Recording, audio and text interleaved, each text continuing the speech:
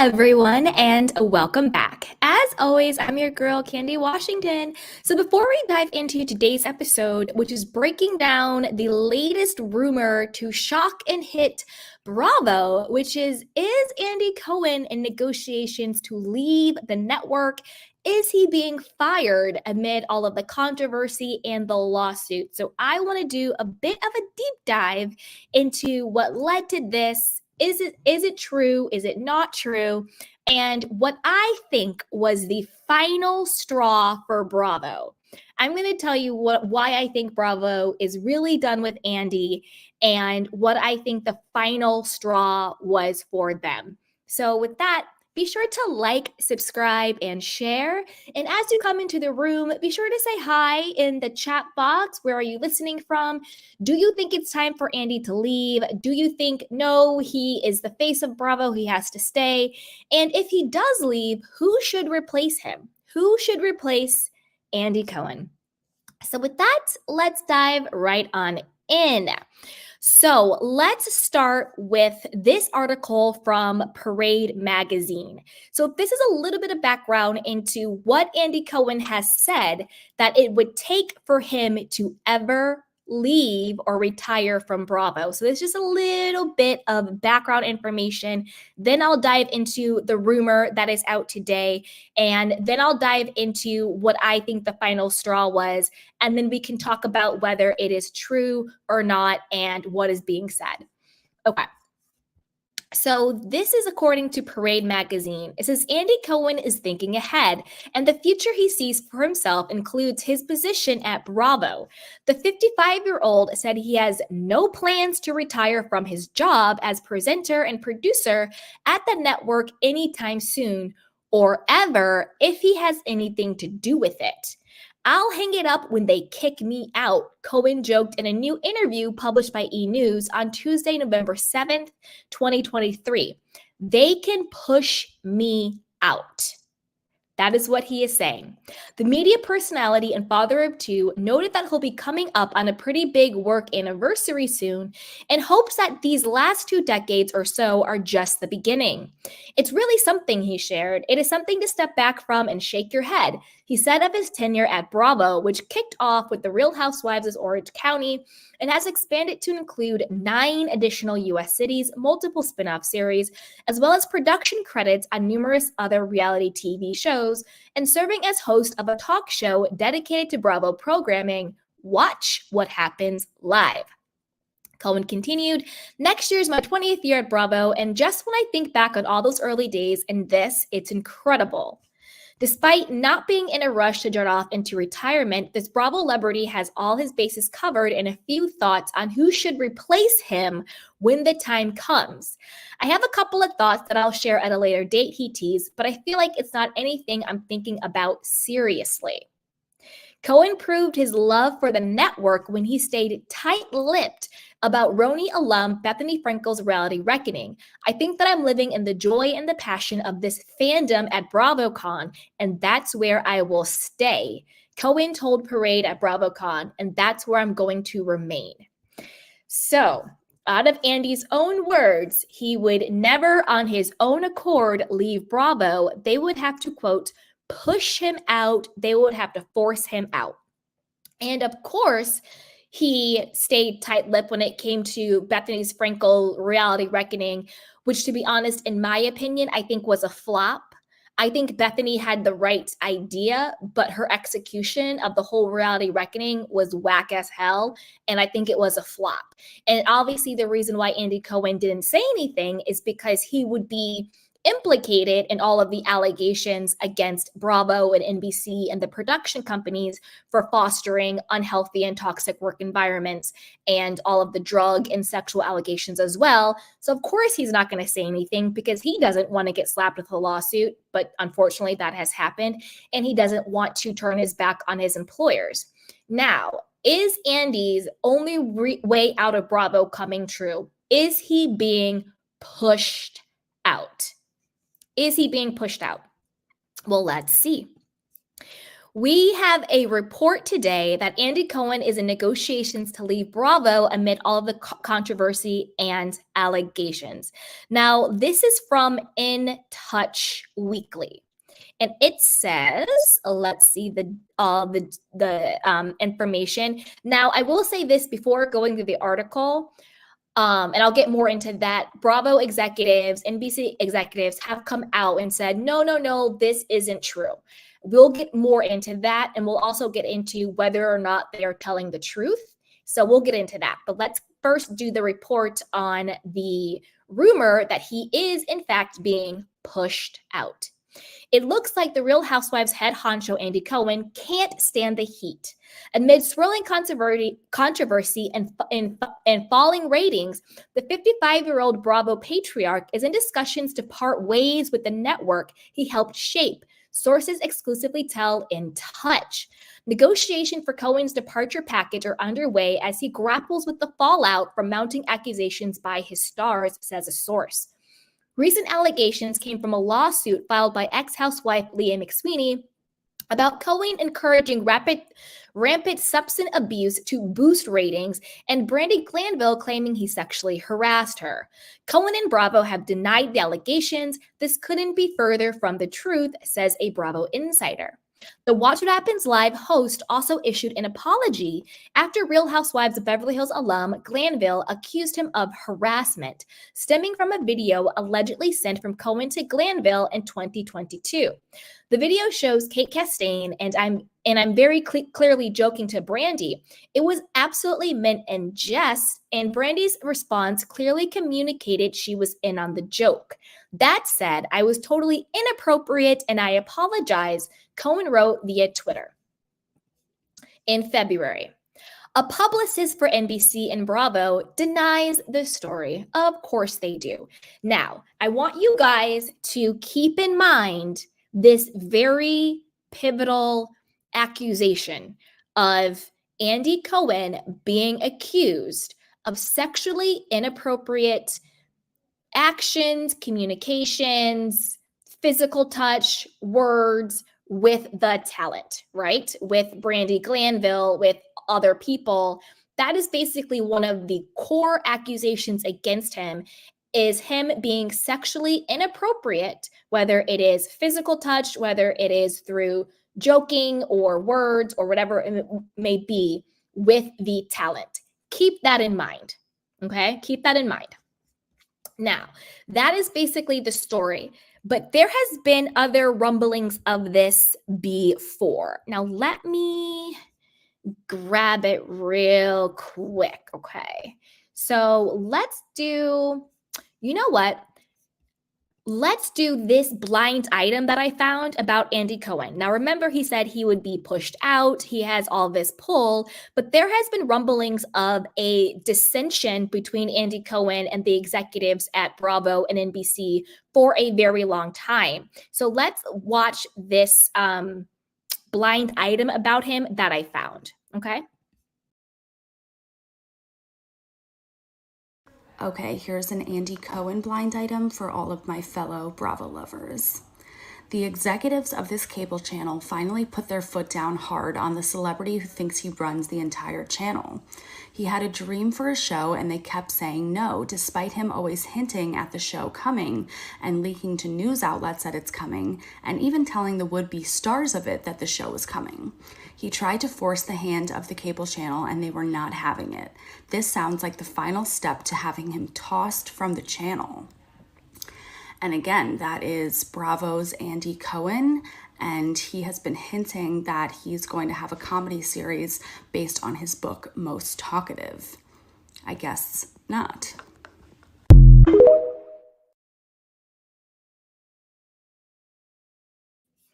So yeah, it seems like he's been too big for his britches for a very, very long time. And it seems like everybody at the network are at their wits' end. Now, I do have a couple of reasons of why I think that is, but let's first address their denial, okay? So they have come out and they've said Andy Cohen is not leaving Bravo despite legal trouble, says the network. There's absolutely no truth to it. So now that we know the background of Andy saying, I will only leave if I'm pushed out, now that we have what the core accusations are against him, now that we have this leaked from sources saying that he's in negotiations to leave because of these accusations, because of the legal trouble, let's get into what the network is now saying about these rumors. So this is according to People magazine. It says speculation over Andy Cohen's future at Bravo comes as he faces a discrimination lawsuit from former Real Housewives of New York star Leah McSweeney, which he denied. Okay, so before we dive in, I'm just going to say this, you guys. When it comes to the lawsuits, to be honest with you, Leah McSweeney's and Brandi Glanville's, I personally think are just money grabs for them. I don't really think they have a leg to stand on. I think Brandi was doing Brandi. I don't think she felt any type of way. I think Leah realized that she was basically no longer being booked by Bravo and she's looking for a check. That's where I land on it. Now, do I think that Andy Cohen has acted inappropriately? Do I think that he is, up to the challenge to still be the position he has at Bravo? I don't think he's still up for the challenge. I wouldn't mind some freshness. I do think he probably has been inappropriate. He does seem to have favorites. That's just my opinion.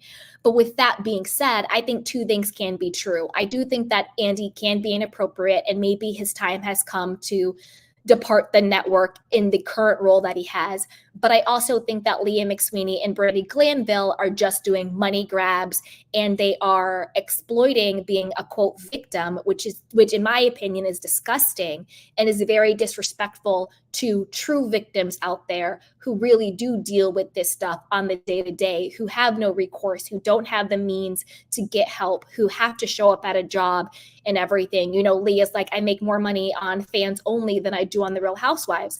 Well, then why are you doing this? Go do Fans Only and make your money. Like, girl, bye. So that's kind of where I land on that. Okay, so this is according to People magazine. Andy Cohen has no plans to leave Bravo. Amid speculation, the Watch What Happens Live host and Real Housewives executive producer was negotiating an exit package after 2 decades. A Bravo spokesman confirms to People that Cohen 55 will remain at the network. There is absolutely no truth to this story. It is obviously made up by a source who is not credible, the spokesperson says.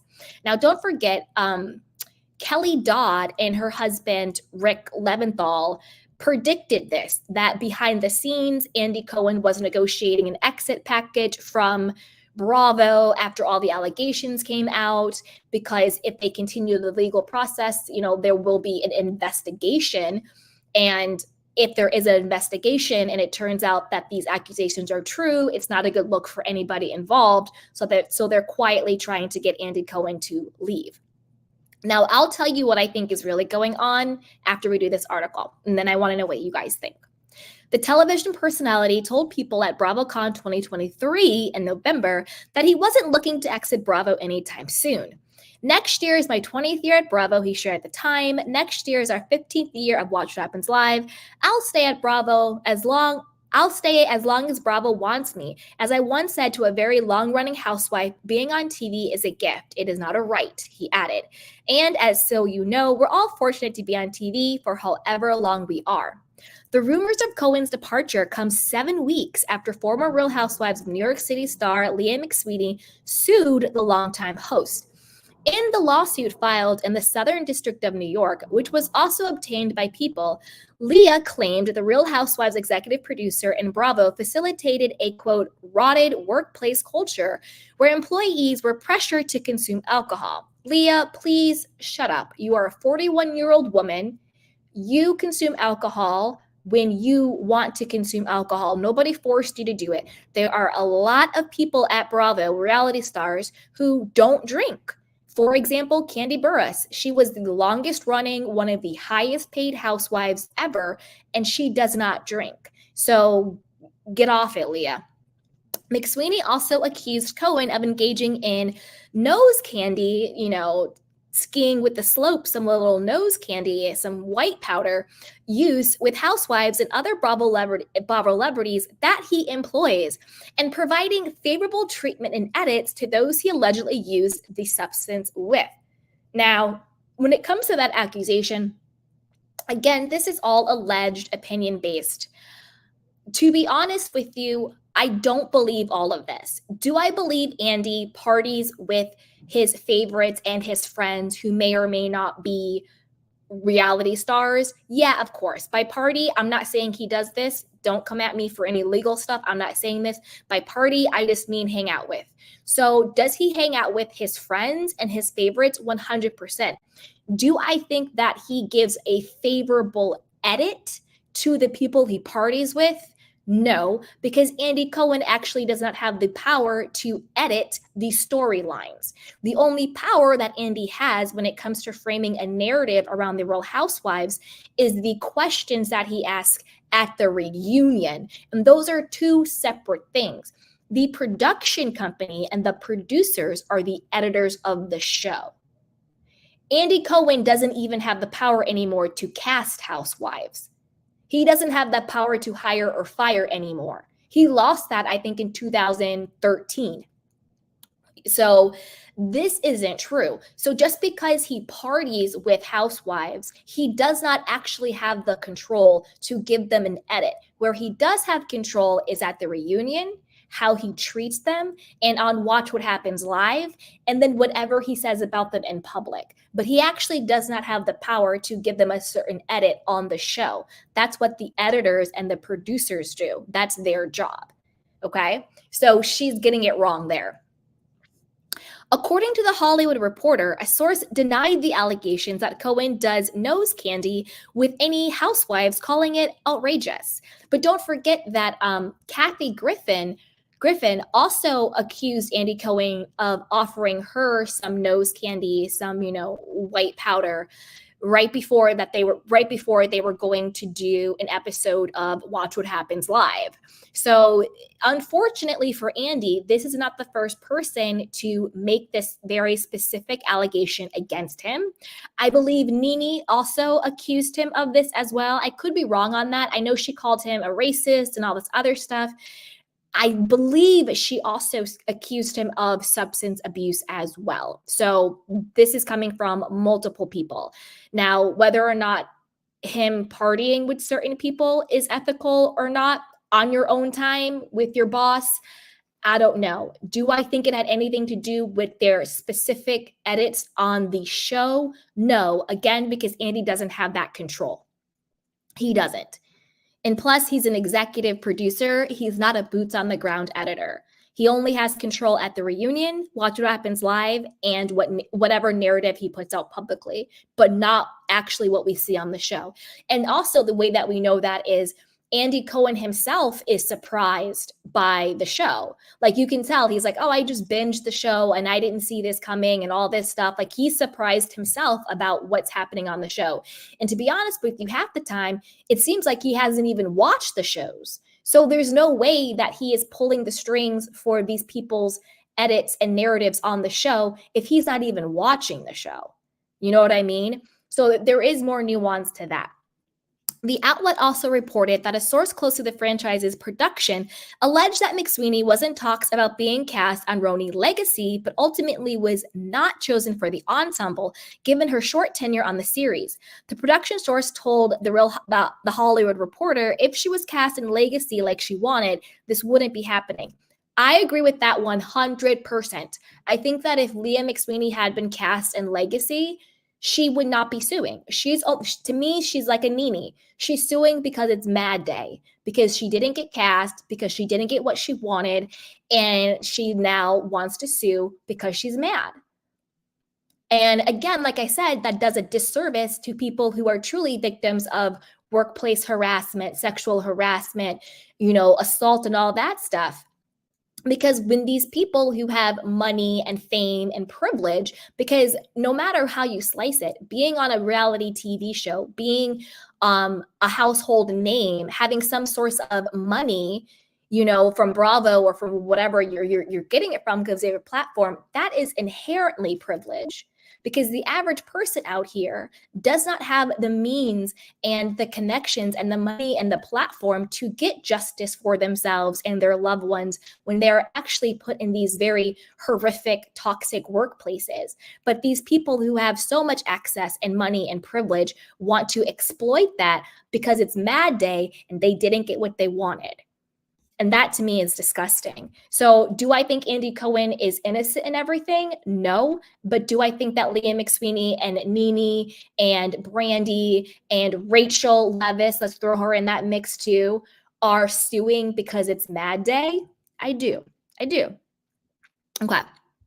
More than a week after McSweeney filed a lawsuit against Cohen, the executive producer's attorney, Oren Snyder, said the filing is littered with false, offensive, and defamatory statements in a letter sent to McSweeney, which was obtained by People.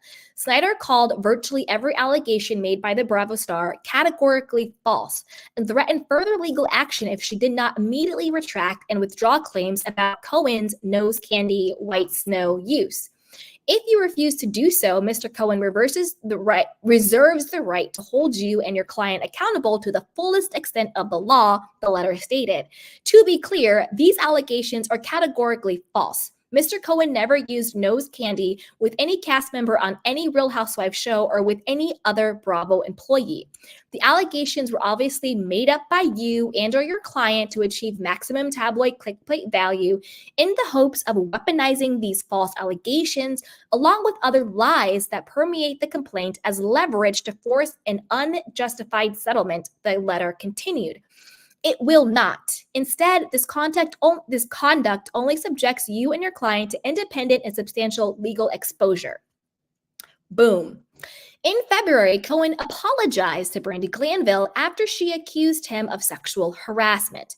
In a letter sent to NBC Universal, Bravo's parent company, Warner Brothers, and production company Shed Media on Thursday by Glanville's attorneys, Brian J. Friedman and Mark Gregarios, the former Real Housewives of Beverly Hills star claimed Cohen sent her an inappropriate recording back in 2022.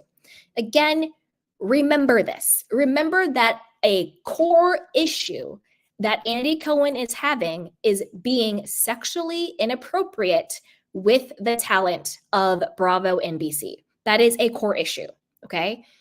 Remember that because it's going to play a big part in what I believe to be is Bravo to NBC's final straw with Mr. Andy Cohen. In a video sent by Mr. Cohen to Ms. Glanville in 2022, Mr. Cohen, appearing obviously inebriated, boasted of his intention to sleep with another Bravo star that night while thinking of her and invited her to watch via FaceTime, read the letter, which was filed in Los Angeles and obtained by People. In response to the allegation, Cohen issued an apology on Twitter, the video saying, quote, "The video shows Kate Chastain and I very clearly joking to Brandi. It was absolutely meant in jest, and Brandi's response clearly communicated she was in on the joke. That said, it was totally inappropriate and I apologize," Cohen wrote. A Bravo rep had no comment at the time, but a source who saw the video told People the clip was comedic in nature. No one in their right mind would think that anything Andy was saying in that video was meant to be taken seriously, said the inter. It was very clear that everyone was in on the joke. Okay. But that is the problem. Okay? Yes, it was obviously a joke, and I do think Brandi Glanville is grasping at straws. She's throwing spaghetti on the wall, seeing as what's going to stick, again, because it's Mad Day, and she wants retribution and she wants some money. However, the optics are still not good.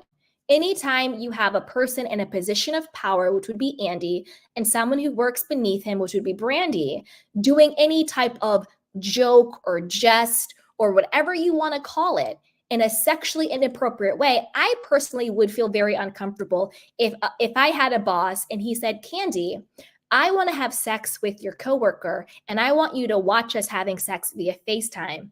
Just kidding. Ha ha ha. Like, I get it would be a joke, but it's still inappropriate and it's still very uncomfortable.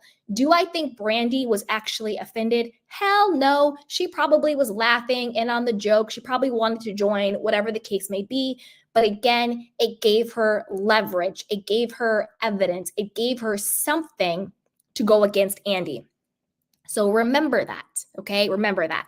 Because now I'm going to get into what I think is really going on. So there has been this blind item from Dumas on Reveal Ma saying company man said packing, kind of. A late night host so closely linked to his network that he includes their name in all of his social media handles is in talks to move into a new, read, heavily reduced role. His nightly show will continue through its contract, but the network doesn't want to keep paying him a giant salary for his light touch feedback and, in name only, producer contributions to their popular shows. So this is allegedly Andy Cohen. And I believe this because, number one, let's break it down. BravoCon 2024 has been canceled, right? It's canceled.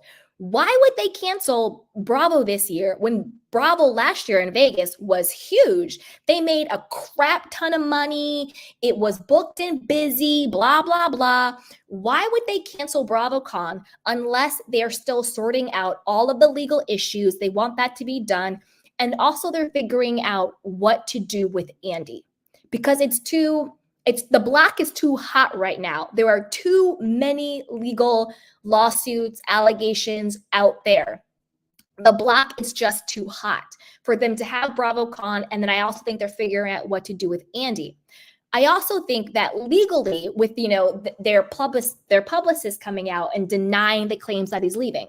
Now, I think that they're telling the truth, but they're telling the truth in a very slick way because you always have to be mindful about what people say. I believe this blind item because I said this before. I said, I don't think that Bravo and NBC need to fire Andy. I just think that they need to let him Watch What Happens Live, and he needs to let go of his having his hand in the Real Housewives honeypot. So I believe this blind item.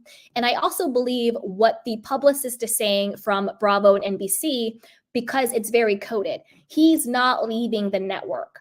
Right. He's going to keep Watch What Happens Live. And if he keeps Watch What Happens Live, therefore he's not leaving the networks. But that doesn't mean that he's not in negotiations to heavily reduce his role and reduce his quote unquote power and probably reduce his salary at the networks. Right? So, and I said this before, let him have Watch What Happens Live. But he doesn't need to be a producer by name because he doesn't really do anything for the housewives. He doesn't edit the shows. He doesn't control their narratives. He can't hire or fire them anymore. He's not a head of casting, even though people think he is. They'll be on Watch What Happens Live. Andy, bring me back. And I'm like, Andy doesn't have the power to bring you back. He doesn't cast anymore. He stopped casting in 2013. Google it. It'll pop up. 2013 is when he lost all his power because he switched over to being more of a talent. And so the person who's leaking this to people, they're right, but they're saying it in a way that also, and this is what I think is the biggest reason, still gives NBC and Bravo and the production legal cover.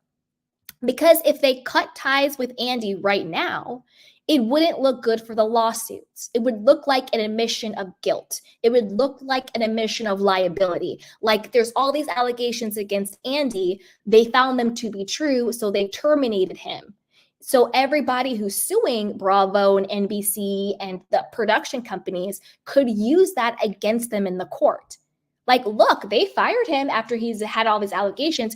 If he was innocent, why was he fired? So, of course, they're going to come out and say, this isn't true. We're standing by him. He's not leaving the network because they don't want to give any credence to the legal allegations against him. Because at the end of the day, these executives, it's a corporation. They're looking out for number one. They're looking out for their bottom line. They're looking out for themselves.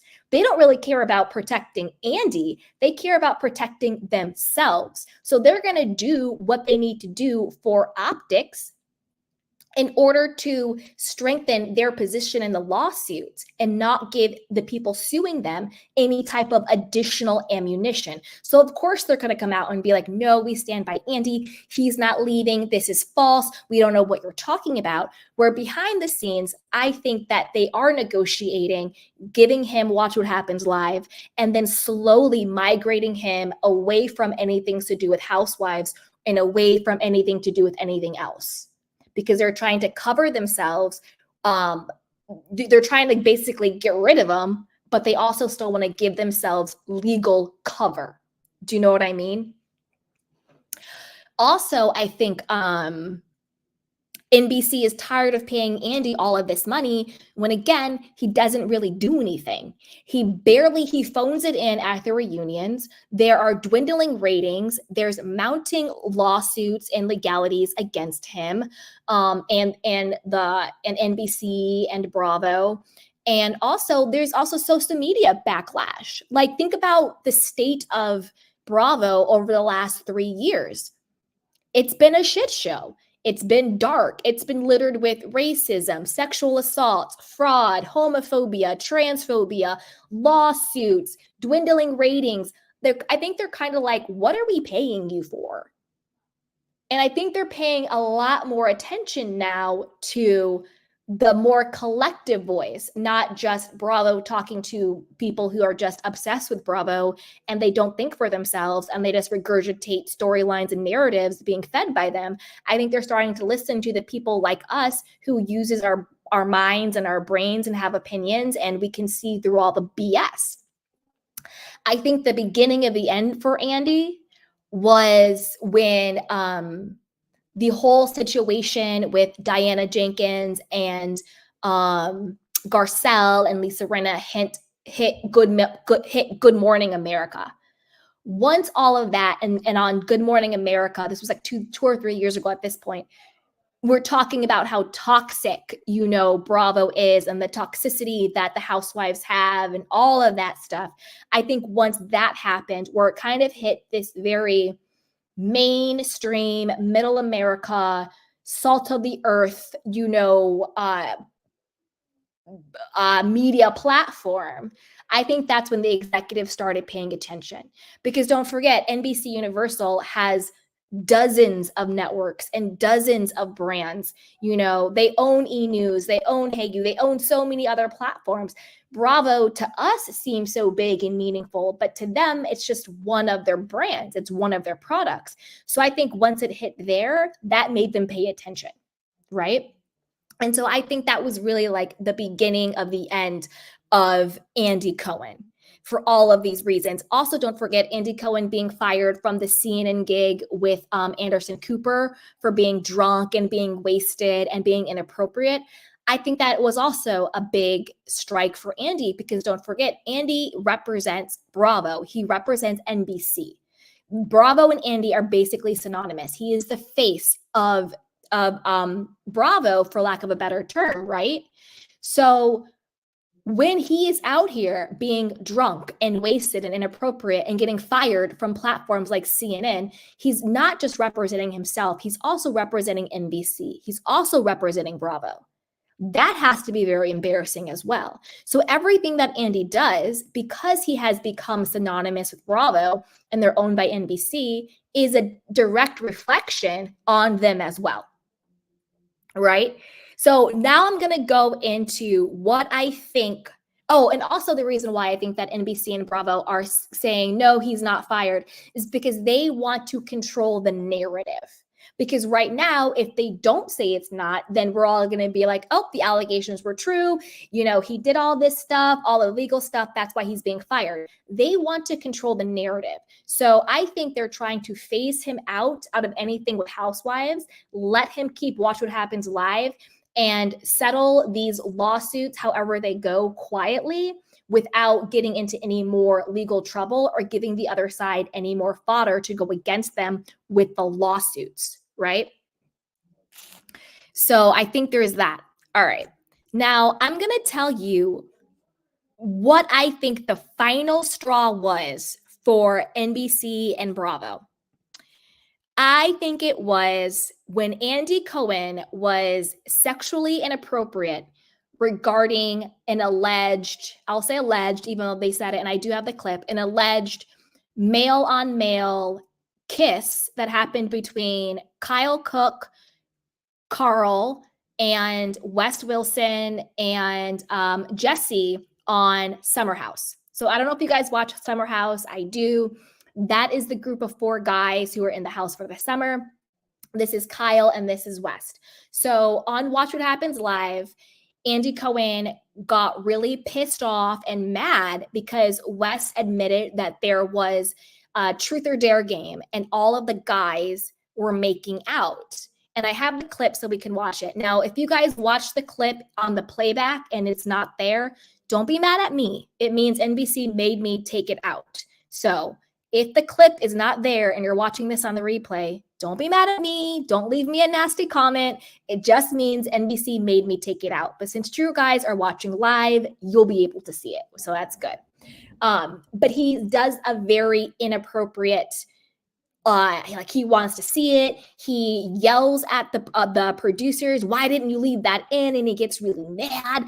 And it just, to me, watching was very uncomfortable because, again, remember, the core issues legally and ethically against Andy Cohen is him being sexually inappropriate with the talent of Bravo and NBC. And I think for your boss, for lack of a better word, because that's the power dynamic that it appears, to be visibly pissed off that they did not show you making out with a same-sex coworker, for lack of a better word, because again, this is reality, but they're coworkers, did seem a little inappropriate and a little weird.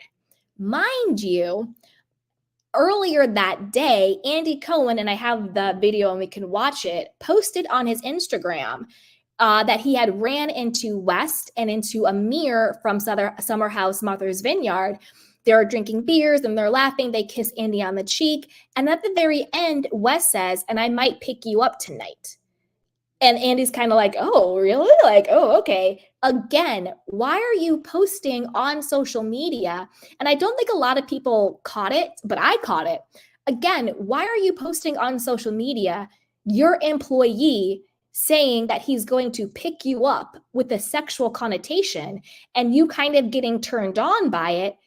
And you decided to post that on social media when you already have multiple lawsuits against you and your company for workplace sexual harassment and inappropriate sexual things. And the reason why I know Bravo and NBC are pissed is because they then put out this article being like, why Andy Cohen pretended to be mad at Summer House producers. 2 words: damage control. Damage control. Let's watch the clips and then I'll read the article that they're doing damage control. Because if the producers and the executives at NBC and Bravo did not feel that what he did was inappropriate, why would they then put out a fluff piece pretending like he was just pretending to be mad? No, he was mad. So let's watch.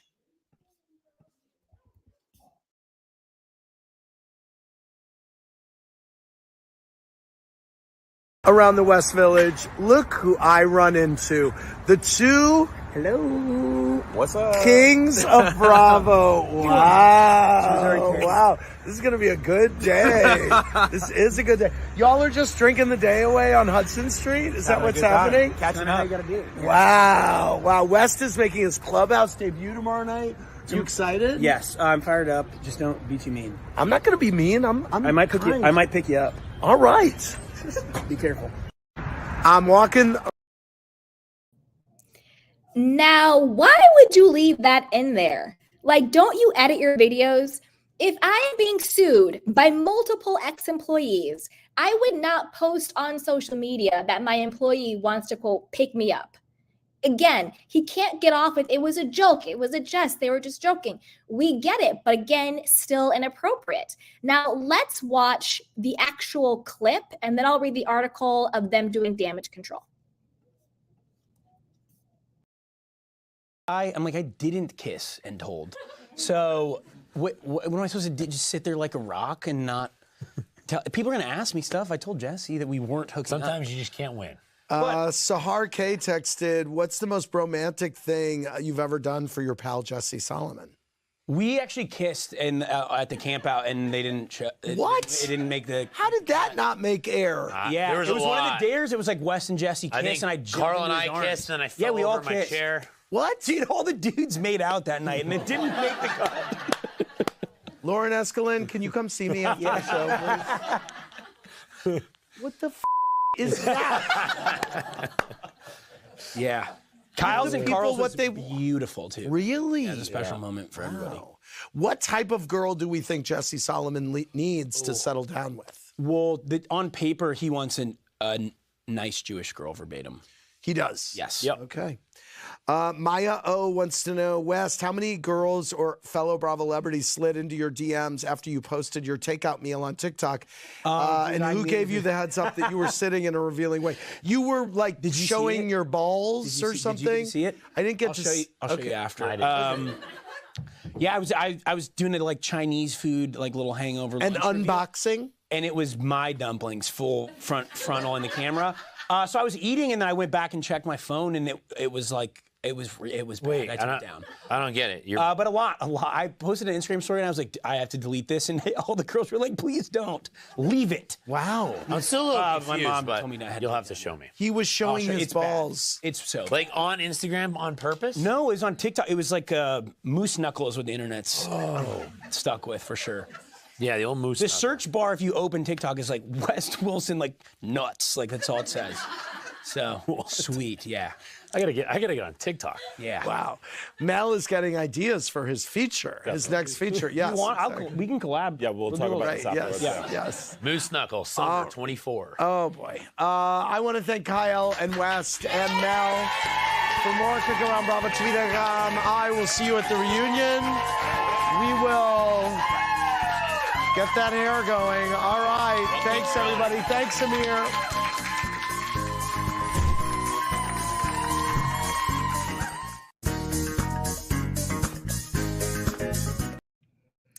Yeah. So what do you guys think? Do you think that was appropriate? I got a bit of an ick factor talking about Wes's balls and sending it to Andy Cohen and him being pissed off that they left out the male on male kiss. And again, when we talk about male on male or same sex, it has nothing to do, it's all in love, it's all inclusive. I just wanted to give context to what was going on.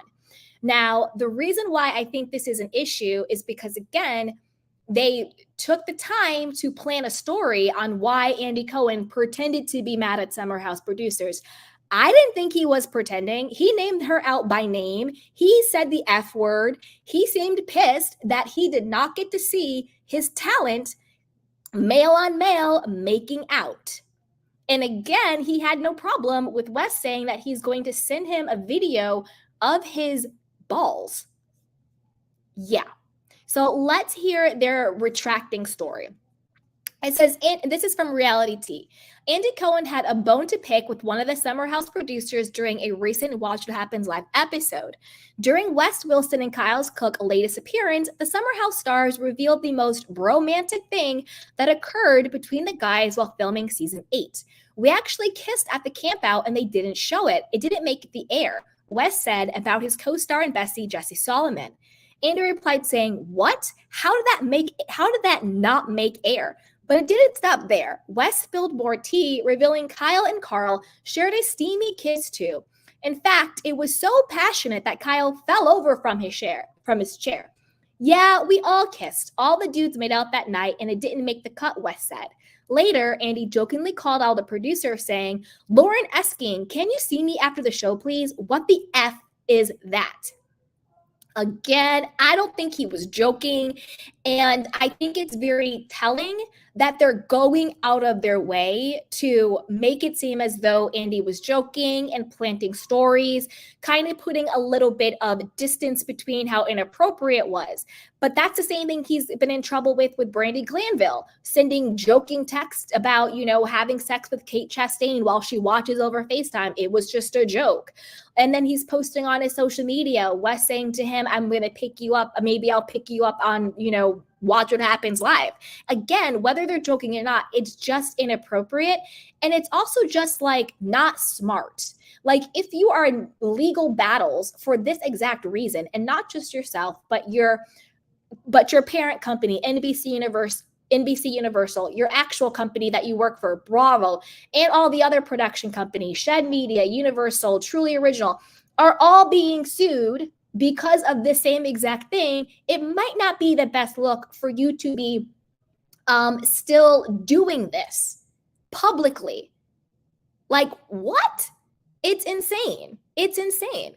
Like, imagine if, a straight guy was acting that way about a girl-on-girl kiss. Everybody be like, oh, ew, misogyny, gross, this is so bad, you're sexualizing women.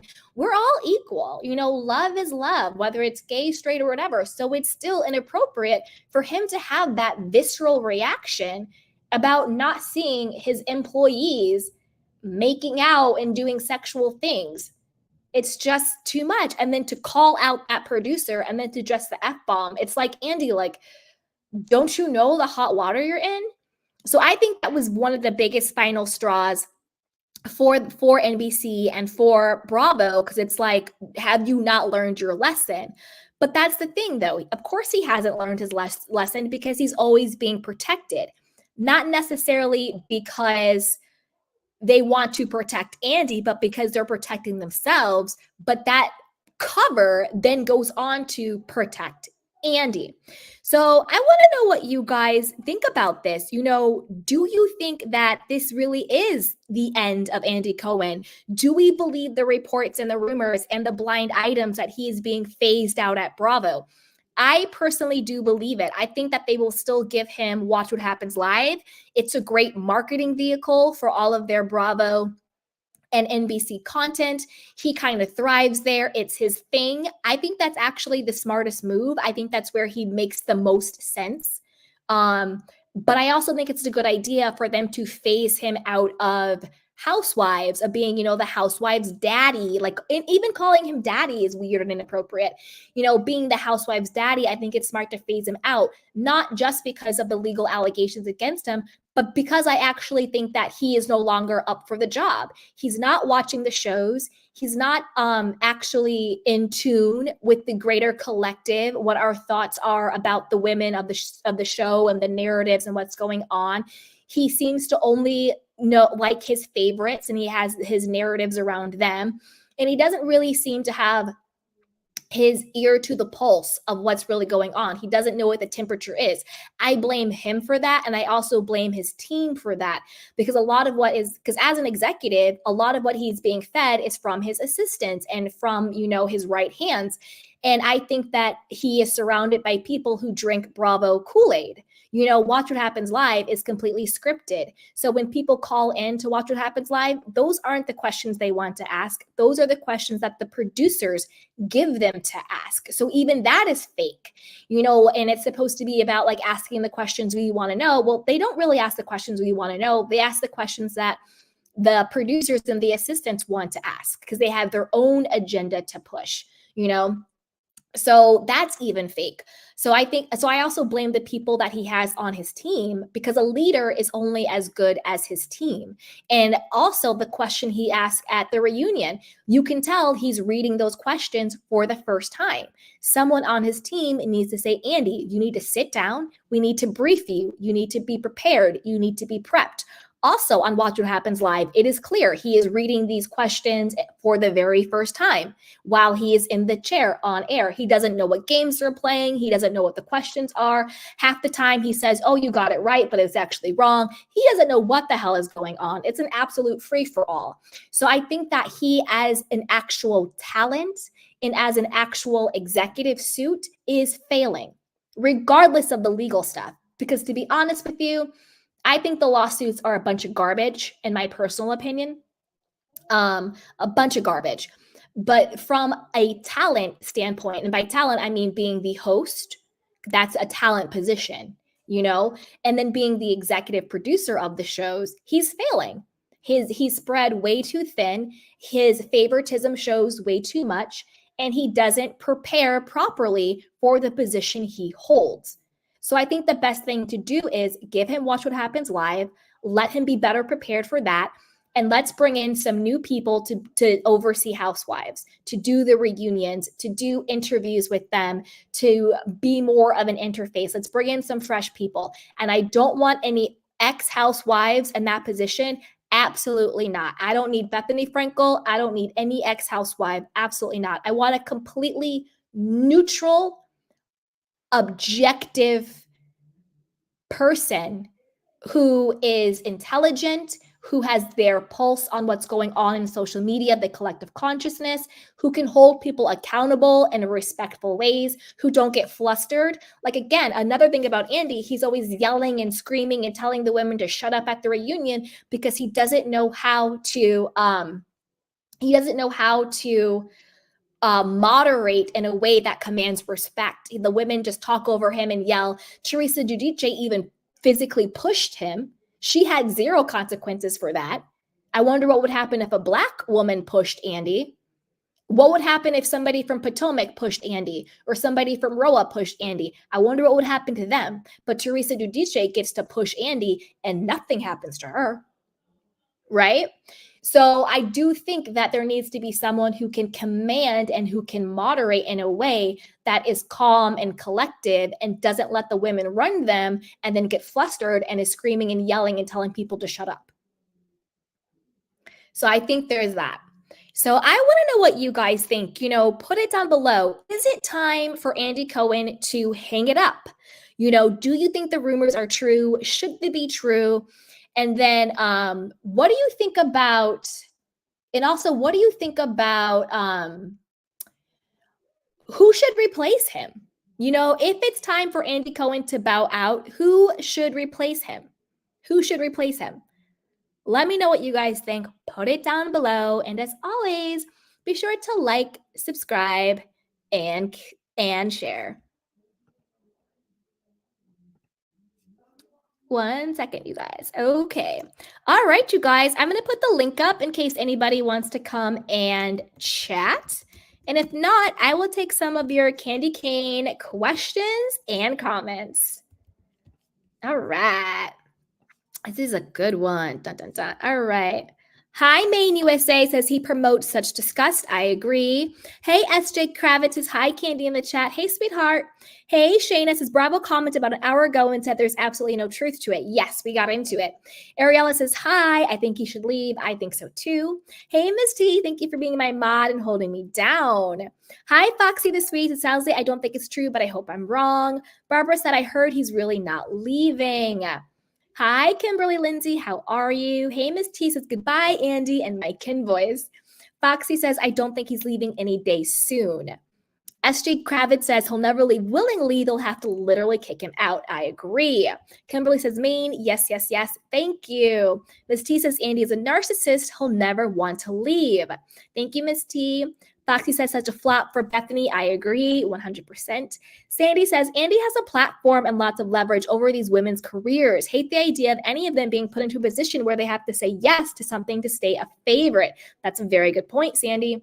Kimberly says, yes, I believe he fosters and promotes vileness, celebrates vile people, and in essence is a vile soul. Sandy says, pretty sure if he wasn't white, also he'd be gone already. Sorry, not sorry. I agree with that 100% as well. Deb says, I stopped watching Watch What Happens Live after the Below Deck reunion with Ashton and Kevin. Andy was so soft on A&K after their horrid treatment of Kate. I now see he's not watching after finding you on YouTube. Exactly. He's not watching the shows, and he is playing favorites. He did the same thing with Southern Charm when Austin and JT had their physical altercation. They literally were physically fighting at a bar, and Austin pushed him, and JT headbutted him. Very violent fight. Andy was laughing about it. He was on Austin's side, even though Austin was the physical aggressor, and just trying making JT feel bad because he likes Austin more than he likes JT. So they didn't want to make an issue of them being physically violent, and he wanted to blame JT because Austin is his favorite. Hey, Vaca says, hey, Candy. Hey, sweetheart. Foxy says he is clearly not fair when it comes to the housewives. He has his favorites, and those housewives he dislikes, he don't give an ish about. I agree 100%. Hey, Gloria says he should have left a long time ago. Gloria says, goodbye, Andy. IJ says Andy shouldn't do reunions anymore. To be honest, he is way too biased. I agree. SJ says they gave him too much power as the face of Bravo and in turn created a monster. I agree. I think he's super, power hungry. He is definitely on some sort of power trip. It's insane. It is insane. And I dropped the link again in case anybody wants to come up and chat. Kimberly says, there was a person who messaged me a few years ago, claims he had R-worded a young man from Watch What Happens Live. Supposedly she claimed it settled out of court, but this woman could have been wrong. Wow. Who knows? Foxy says, comedy show laughing. Yeah, so the blind item word on the street was that Andy wanted to produce some type of, I think, like scripted comedy TV series based on his book.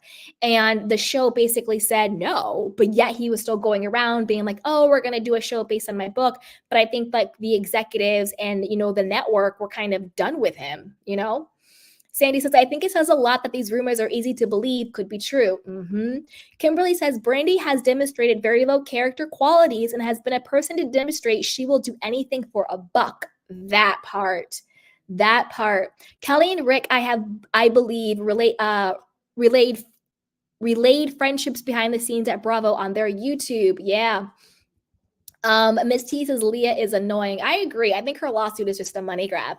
Kimberly says Andy seems like he has a power based on Watch What Happens Live and something on shows. Yeah, he seems like he has power, but he really doesn't. If you look up, do a Google search for Andy Cohen 2013 stepping down or stepping up at Bravo, you'll see that he got a big payday and he got more control over talent, but he definitely lost the control over the housewives. It's only like in appearance.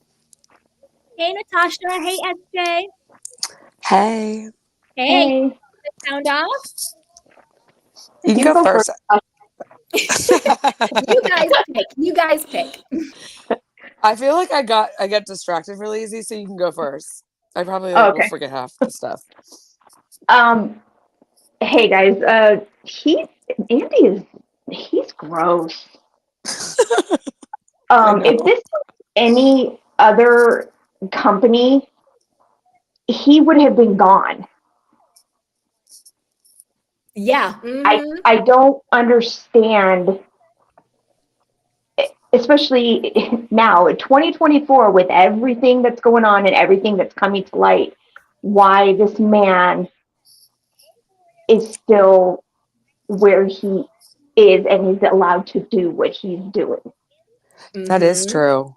Because think of like Matt Lauer and all those people. Right. Yeah. And for this to still be existing post that time is weird. Yeah, it's wild. I don't understand it.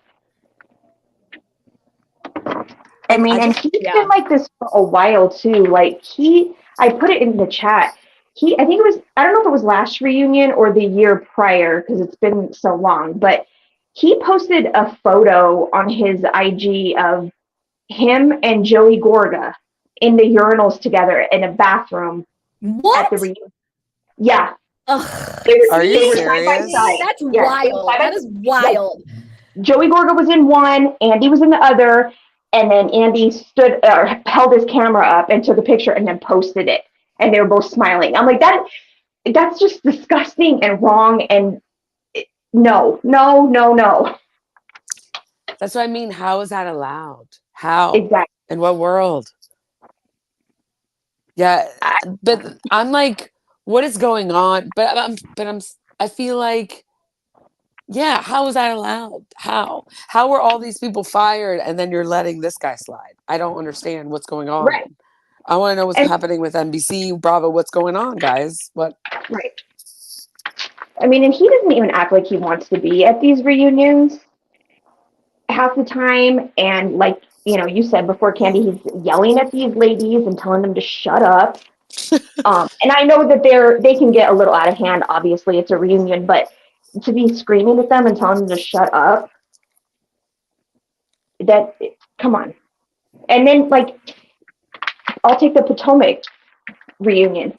He's not equipped to discuss, especially with the Black shows. He's not equipped to discuss the issues. He's not equipped to discuss colorism. He's not equipped to discuss the plot because, like, he doesn't watch. Exactly. Yeah, he doesn't. As soon as he said that Brock was the voice of reason at the Vanderpump reunion, I was like, this guy's a complete joke. Like, does he just say random stuff and hope it's right? Like, I'm confused. Maybe, I don't know. I don't think he watches it. And if he does, it's like, it's on as like background noise and he's doing something else, taking care of his kids or whatever. I think he pays people to watch for him. I don't think he watches it at all. It could be. No, he definitely doesn't. He can't. And I get the impression, like, when he even is at these reunions, like, I think I said so in the chat, like, I just get the vibe where he's like, oh, I can't believe I have to be here. This is taking me away from what I really want to do. It's like, this is the reason why you have what you have, you psychopath. Yeah, he's always talking Ungrateful.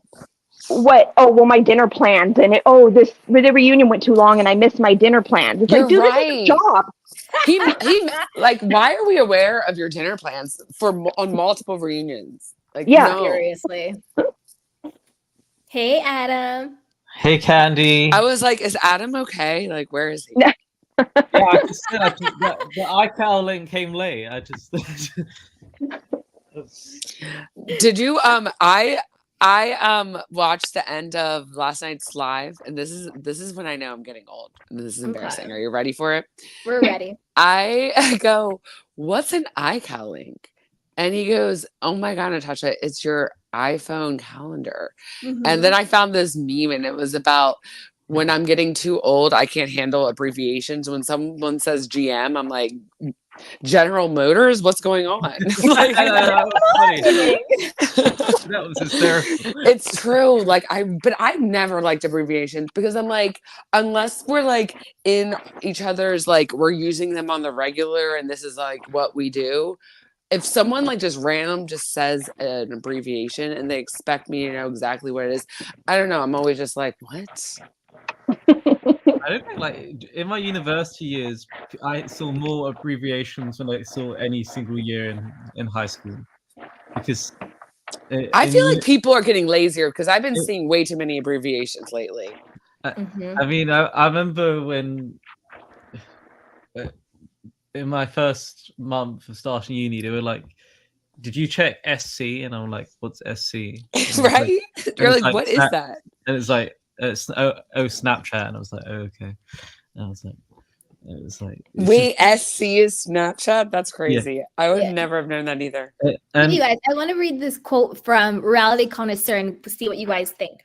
She says, The Housewives shows have been going downhill, but more production got involved. Anytime women are together, there will be drama. So the produced drama has led to the downfall. Do you guys agree or disagree? I think that was a really good question. Agree. Wait, it says the producers are getting too involved? Yeah, and like the overproducing is what has led to the downfall.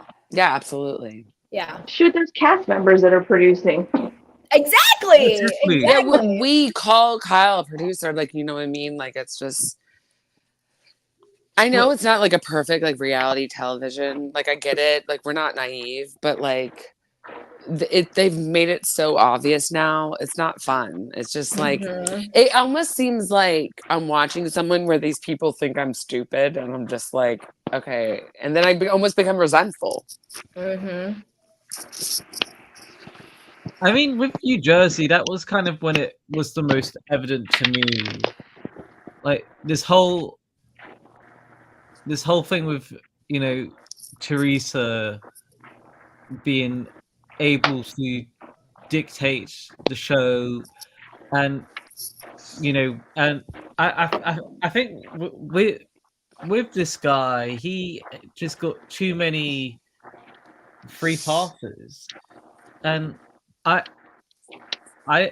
just think in general, you know, him having his show and watch what happens live is one thing, but the reunion host, he's never done a good job in my opinion. Pretty whack. He has his favorites, so he always ass kisses when it comes to certain people, and others he just treats them like a fly on the wall. And whenever he has to talk about something serious, it always sounds so fake. And you know the whole thing with the season 5 Potomac reunion, when he was like that whole, well, he wouldn't let Monique breathe. He was like, here at Bravo, we do not support violence. He wouldn't let Monique breathe. Like she couldn't even get a word in edgeware. When he let her speak, it was like, let me interrupt you every 15 seconds. And I don't know,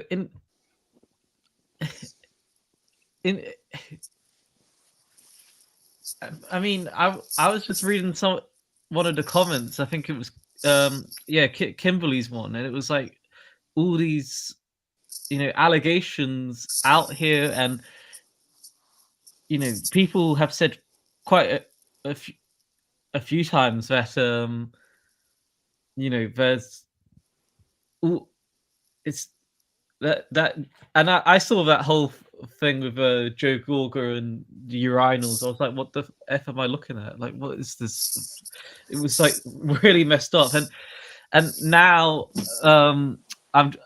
I saw Foxy's comment about Diddy and Andy Cohen. Oh my god.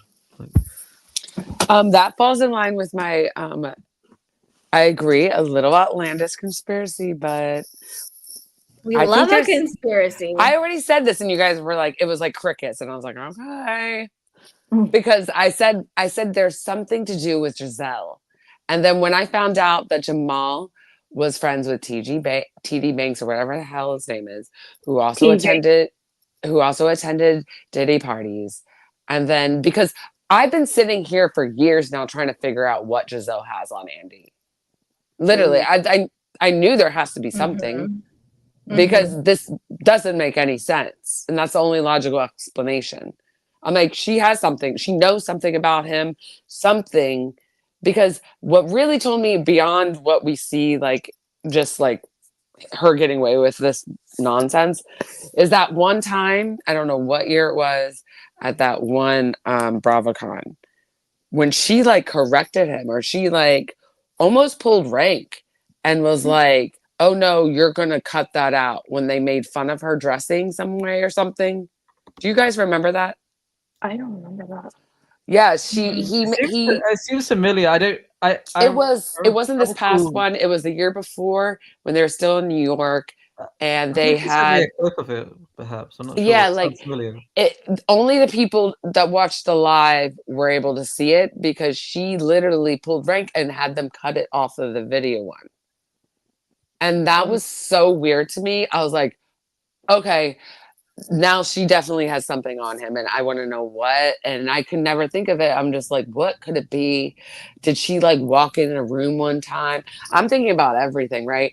And then when all this like stuff started coming out, and I found out that Jamal was also kind of linked with him and all of that stuff, I'm just like, and that he also went to some parties, and I'm just like, wait a minute. And I'm sure Andy has been too. So yeah, more. Yeah, I believe that. I mean, this is all allegedly. This is just my opinion. I'm just making just weird little stories in my head, just right. This is not That's how we representative. do. This is not a fact. It's just literally a story that I'm creating in my head. That's why every time somebody brings up the booger sugar, I'm like, isn't that like What? Sugar? What? the Okay, you're gonna the- know abbreviations, not know what booger sugar is, Adam. It's hitting the slopes. Hitting the slopes. Yeah. Okay. But The double black diamond. Thank you, Natasha, for making it explicitly clear. I figured that was kind of like common knowledge that he did that, and everybody's clutching their pearls about it. Now, whether or not he does it with the talent, and I use talent very loosely, that's I don't know. But I thought him doing that was kind of common I knowledge. 100% believed it because it's very, very popular in big cities like New York. I mean, when I lived in New York, I saw it. It was so common. Like it's insane how common it is. It's to the point where it's not even like weird if you see it. Exactly. Like it literally wasn't weird if you see it. It's just like, oh yeah. You just kind of assume it at one point. And so like I never not believed that. Right. Not that there was any like proof, but it just made sense to me. I mean, it's kind of like with nowadays you can get all these herbs, spices, whatever floats your boat. It's a silent H, Adam. Come on. I'm just kidding. Not herbs and spices, though. Right? I was like, you're holding on to that sarcasm, but then you're going to pronounce the H. It's a silent H. Go on. And now it's just with a click of your fingers, and the internet is the internet. I mean, with the whole incident with the people who ignited the lawsuits, I mean, what was the first? Who was the first Bravo person to file a lawsuit against him? Was it Nene? That's what I'm wondering. Because with Nene, there was a lot of things. I mean, there was some things that I thought, okay, that there's some validation, but when it came to her not getting $4 million a year or something, that was when she was a bit beyond. But yeah, but I mean, there was some. She alluded that he was racist, pretty much, and treats Roa and RHOP to a lower standard to Roni and New Jersey was one of her big statements. But then you have the likes of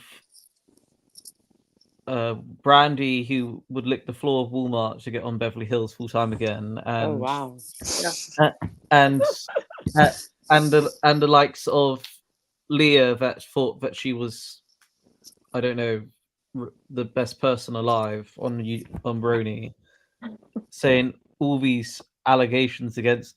But the thing with these types of people is with someone like Brandy, for example, half the stuff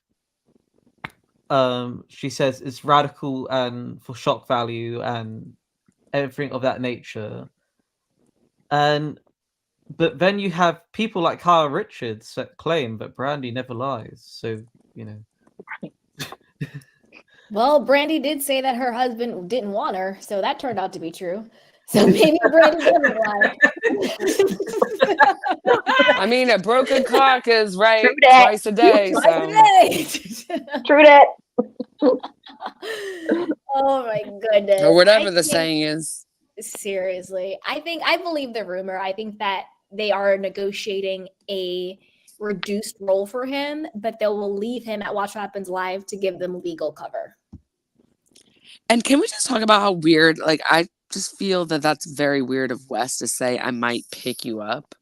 Yeah, we need to discuss this. We need to Like, discuss that. Like, oh why are we my like breezing over God, that? exactly. That's Why are very we not? strange. What did you? Okay, what was everybody's take on the Instagram clip that Andy Cohen decided to post, and he thought it was okay to leave in the fact that West, joking or not, whatever you want to call it, said that he might pick him up and watch what happens Well, live. picture if it was opposite sex. Picture if Exactly. Andy was a girl, Mhm.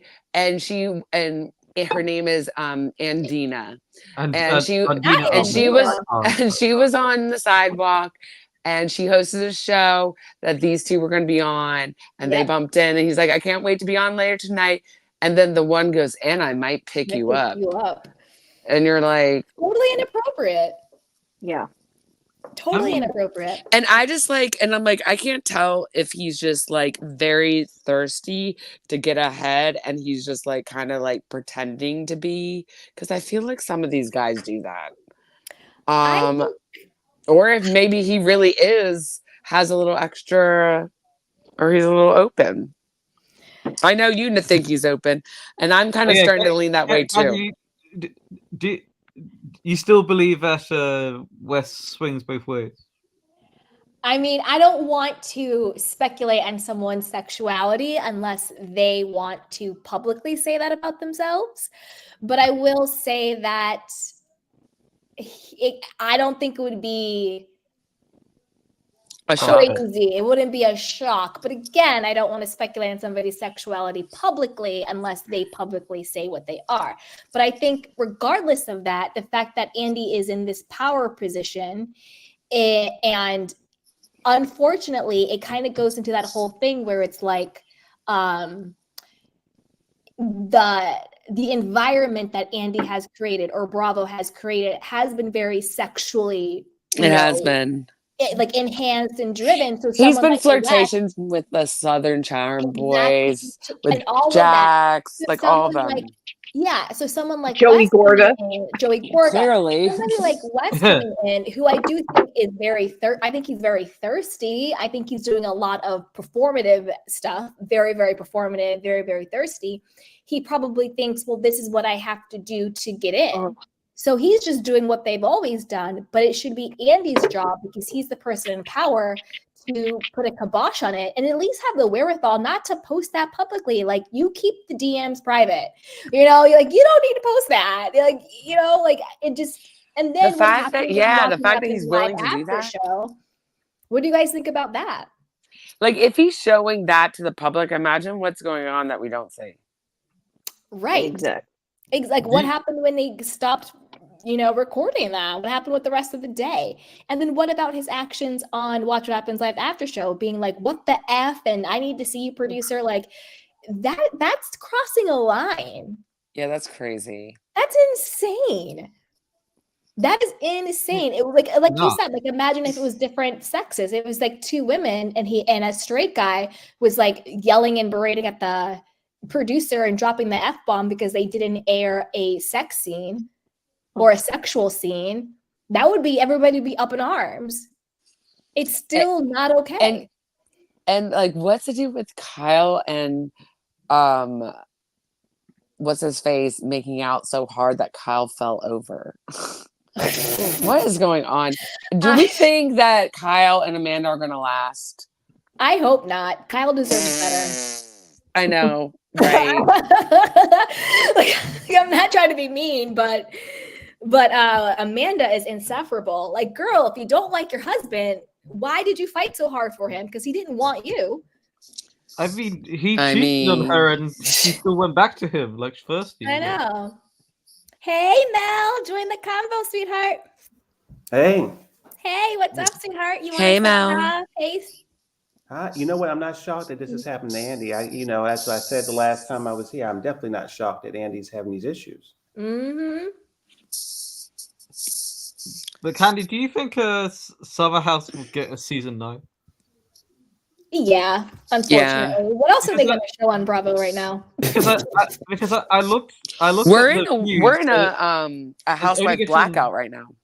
Yeah, it's for the first time or something. Someone said, I think you sent me that, and I was looking at the views though, and it says only what's it, 600,000 people live watch compared to Vanderpump is getting 1 million. I mean, I don't know. To me, the cast of that show is missing something. That a lot of the people there are just ordinary to me. Mm-hmm. And Amanda and Danielle are. Yeah, I'm so done with those two. Me too. Danielle, I mean, she's weird. She claims that she could get a job at Google or something. I remember her saying something along those lines, and it was like, if you want to do that, then do that. But you're not someone I'm going to say, you know, does well on reality television. You're just a flop. I mean, a lot of people work at Google and they're not like super high paying positions. There's like a big Google place in New York. I had a friend that worked there and they let me come in and eat at their, like, they have a really awesome food court. And they had like chefs in there and I was like, this is awesome. They're like, yeah, girl, come on in. I'm like, sweet. But yeah, it's like not that, it's just like normal. So, but I mean, she's definitely like a hard worker, like, you know, go get them A-type personality when it comes to her career and stuff. But I think that, I don't know, I just get the impression that she's been like that because she's insecure and that's her way of like kind of overcompensating for that. Well, at least I'm going to be like really successful and blah, blah, blah. And sometimes it always works out because she's trying to be now more entrepreneur and stuff. But I'm sure like whatever she does in her career, she'll do great because she's a hard worker and she's definitely like, you know, but just like her personality seems very off. It just seems, I can definitely see why her and Lindsay are friends. Like, you know what I mean? It's just, yeah, she's codependent, so she needs her narcissist in order to make herself feel good. Right. Yeah, you know what I mean? And that's why Lindsay and Gabby are now friends. Oh yeah, I mean Gabby's thirsty for Lindsay's attention. I mean, you know, like I just thought Gabby was using Lindsay though. I think they're using each other. I think Lindsay, I think, you know, Gabby, you know, has Lindsay on like named as like her boss or something. Like it's almost like she wants to like work for her or something. I don't know. There's some. But, I think she just clung. I think Lindsay needed someone last year because it's when they became friends. Yeah. And Abby needed someone too because she was brand new and the girls weren't really liking her that much. Gabby, yeah. And so they clung together. It was like her, Gabby, and Sam. And they were the ones that sided with Lindsay or like were saying. And so now like she kind of just stuck with her. Yeah. Oh, wait. So Kimberly Lindsay said, I vote you, Candy, to replace him. Aw, thank you. I mean, call me. I would do it. It'd be great. And then Amy says, LOL, y'all are so fun. I love this group and y'all having real conversations makes my heart happy. Aw, love you, Amy. And I appreciate that. And yes, love you, Amy. We have real conversations and we keep it nice and fun and copacetic. And Ms. T says, it's saying something they're giving us a housewife blackout. I agree. That kind of goes to what we talked about earlier, where everything is leading to the fact that I think Bravo is going to do a big Bravo/NBC Universal is going to do a big sweep. I think they're going to clean house. I think the fact that a lot of the shows are being put on pause, there's a lot of reboots. I wonder if they will. I personally think a big problem is the boots on the ground production companies they're using. I was just going to say that, yeah. You know, enough's enough. They need new ones. They need new ones. They need to go talk to the people who are doing the shows on like Hulu and all of that stuff. And even on Peacock, maybe even some of those, even though they're sort of like different but the same. I think that's a big problem. I think they have outgrown their state. It's almost like the same thing with Andy Cohen. They just got stale and they outgrown their position. Like they're hiring fans now. Exactly. They're hiring what? fans like Monica Yeah. Garcia, Oh God, no, Rachel from Jersey. She was a fan. She had a Housewives account. Also, Bravo Lover 1 2 3 4, I believe. Stop. Oh my God. I mean, Wendy Ossoffo from Potomac was the fan as well. I mean, she admitted that she was a fan of the show, and she went to Karen's meet and greets to get close to her. And I mean, there's some fans on these shows for a long while. I mean that, I think some people. I mean, supposedly, the person who got fired from Beverly Hills recently was also a massive fan, aka Crystal. Oh, be nice to Crystal. Oh my gosh. I literally forgot how much you dislike Crystal. So much I just didn't realize it until the other day. But I was going to say this, but I think that the production that you just had, you had that the information there. I think that you're right. I think that for me, the way the production is behind the scenes, Nene Leakes and I think Mariah both, and I think in their depositions, they complaints both made a big, a point to say, I don't like the production of my show. So I think that the production is definitely a major issue.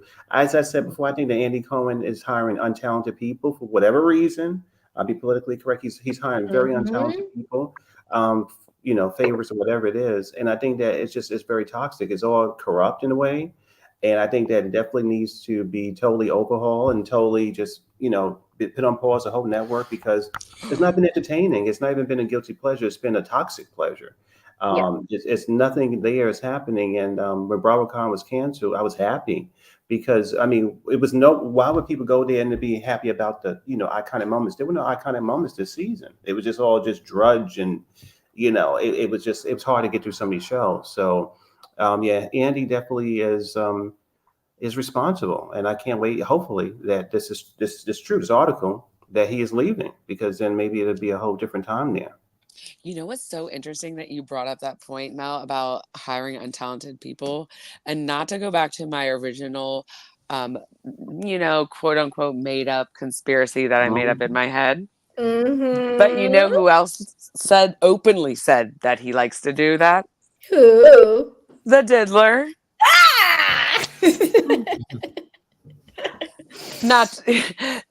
And he used to say, I like to hire untalented people because then they need me and they're easier to control. Because the talented people don't need you as much. Because they have more options. And they're going to be more powerful, and you can have them being having a lot of power. It's like, notice they're not hiring like really meanies and stuff anymore. Like Sutton was pretty good, but she pretty much plays by the rules. But you're never going to have a powerhouse that just takes and it's just like can command a room and just go for it like that again. Because I think they learned their lessons. Like, no, we can't have you have that much power. Things get out of hand. Yeah, I think with the likes of Sutton, I think yeah, she's kind of a one of a kind. I mean, I don't think they want to hire people who don't need their full influence. They like the types of people who jump on these shows, who are ass kissers, kind of will do anything to promote Bravo in the most beggish, ass-licking way. Like Candy? Not you, but Candy Burris I'm talking about. I know, like specify the Candy. Yeah, please. We got a couple candies up in here. I know. I love Candy. So Candy, Candy. I love you. Yeah. There's some issues with that. But what's her name? Sutton in her divorce settlement, she gets 3.6 million a year from her ex. That's good. And they can't compete with people like that. And with Beverly Hills, yes, and I love that part. She was like, and that's after taxes. That's what's wild. Yes, I remember you and I cracking up over that. Kimberly wants to know, do I like Boy George? I mean, no, he's all right. He's nothing to write home about for me. He's no George Michael.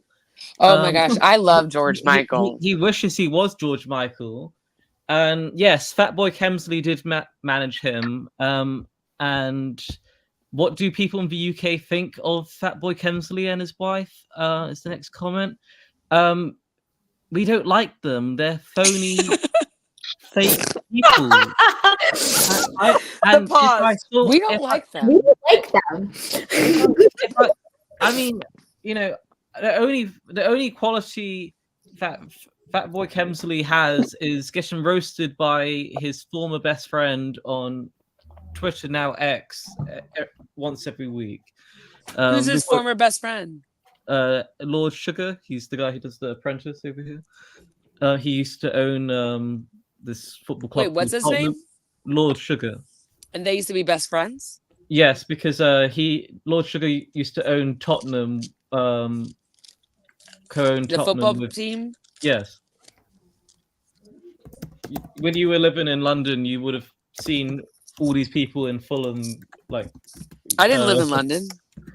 I just visited a couple times. Yes, well, whatever. You know what I meant. When you would have seen the riots that people in Fulham hate this team with a passion. Yeah, they do. It's their rivals.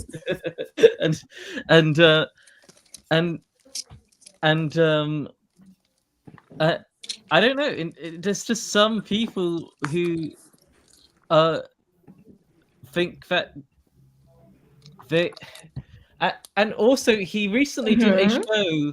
Oh my god! He recently did a show in the UK about him having a property empire, and in his property empire influence to get the people on board. He was like, as you must know, my wife is a real housewife of Beverly Hills. And it's like, oh, God. As you must know. As you must know. AKA, do you know who I am? Hey, Candy King Girl. Hey, Candy King Girl, welcome. Hi, can you guys hear me? Yeah, we can hear you. You want to share? Oh, I'm trying to catch up to a lot of the things that took place because I missed out on a lot. I'm so sorry. That's okay. I recognize your voice. Hey, girl. Oh, oh my goodness, how you doing? Good. So I wanted to just say about the whole Andy Cohen situation. Yeah, sound off. I would like to know why all of a sudden they just finding this out about Andy Cohen now. Why did they wait till all these lawsuits and all these things started happening? I feel like he's a scapegoat. Like he's one of many other producers behind the scene that's doing stuff, and they using him as a scapegoat because they always love scapegoats. Yeah. It's like, come on, really? Like I remember a time when I don't know if it was no, it wasn't Nene, it wasn't Portia. What was that young lady's name? She was the original housewife on Atlanta. Oh my goodness. Deshaun? No, not Deshaun. Deshaun was Lisa? Lisa. I'll never forget she married said, to the football player. Yes, I'll never forget. She said that when she was going through her rough patch when she was on that show, she told the producers, not Andy. She said there was other producers behind the scenes. She said she told them showcase everything because at the time she was going through a nasty custody battle with the singer Keith Sweat. So she was telling them you need to show more, and because of that, she said she felt limited in what she could do and the money that she was making. That's why she said she basically had no choice but to leave. Because there was just a show that you did, Candy, that I was watching, and you said that that when what's her name was making all that money, what's that girl name? Is it Crystal Makeoff? Yeah, on the coconut water. Okay. Because she was making all that money on coconut water, I really truly agree. I feel like they couldn't muscle in on her money. They couldn't get a cut of her profit, and they were like, you know what? Don't showcase nothing on her. We're gonna do this, and that, and that's the problem. That's the problem, right? She was being punished. Yes, and Lisa Wu said several times, because in the beginning, you know, the way they did the TV reality shows, people was breaking the fourth wall. You know, so she said she did that. She went on there. She was doing some stuff, and some of the producers like, "No, you can't do that. Nope, exit. You know, take that out, edit that out." And finally, she just had enough. she was like, they kept censoring her. And I believe it because when I watched her on other shows, that girl is raw. I'm like, yo, seriously? That's how you talk? Like, I didn't know you was like that. Like, you know what I mean? Like, you see things and you're like, wow, they really edit a lot. And I feel like the producers, if you really want a reality show, don't do all of that. There's drama that goes on behind the scenes on this social media, all these things. Get that on the show. Make it real. Make it real. That's what we want to see. We want to see all that drama.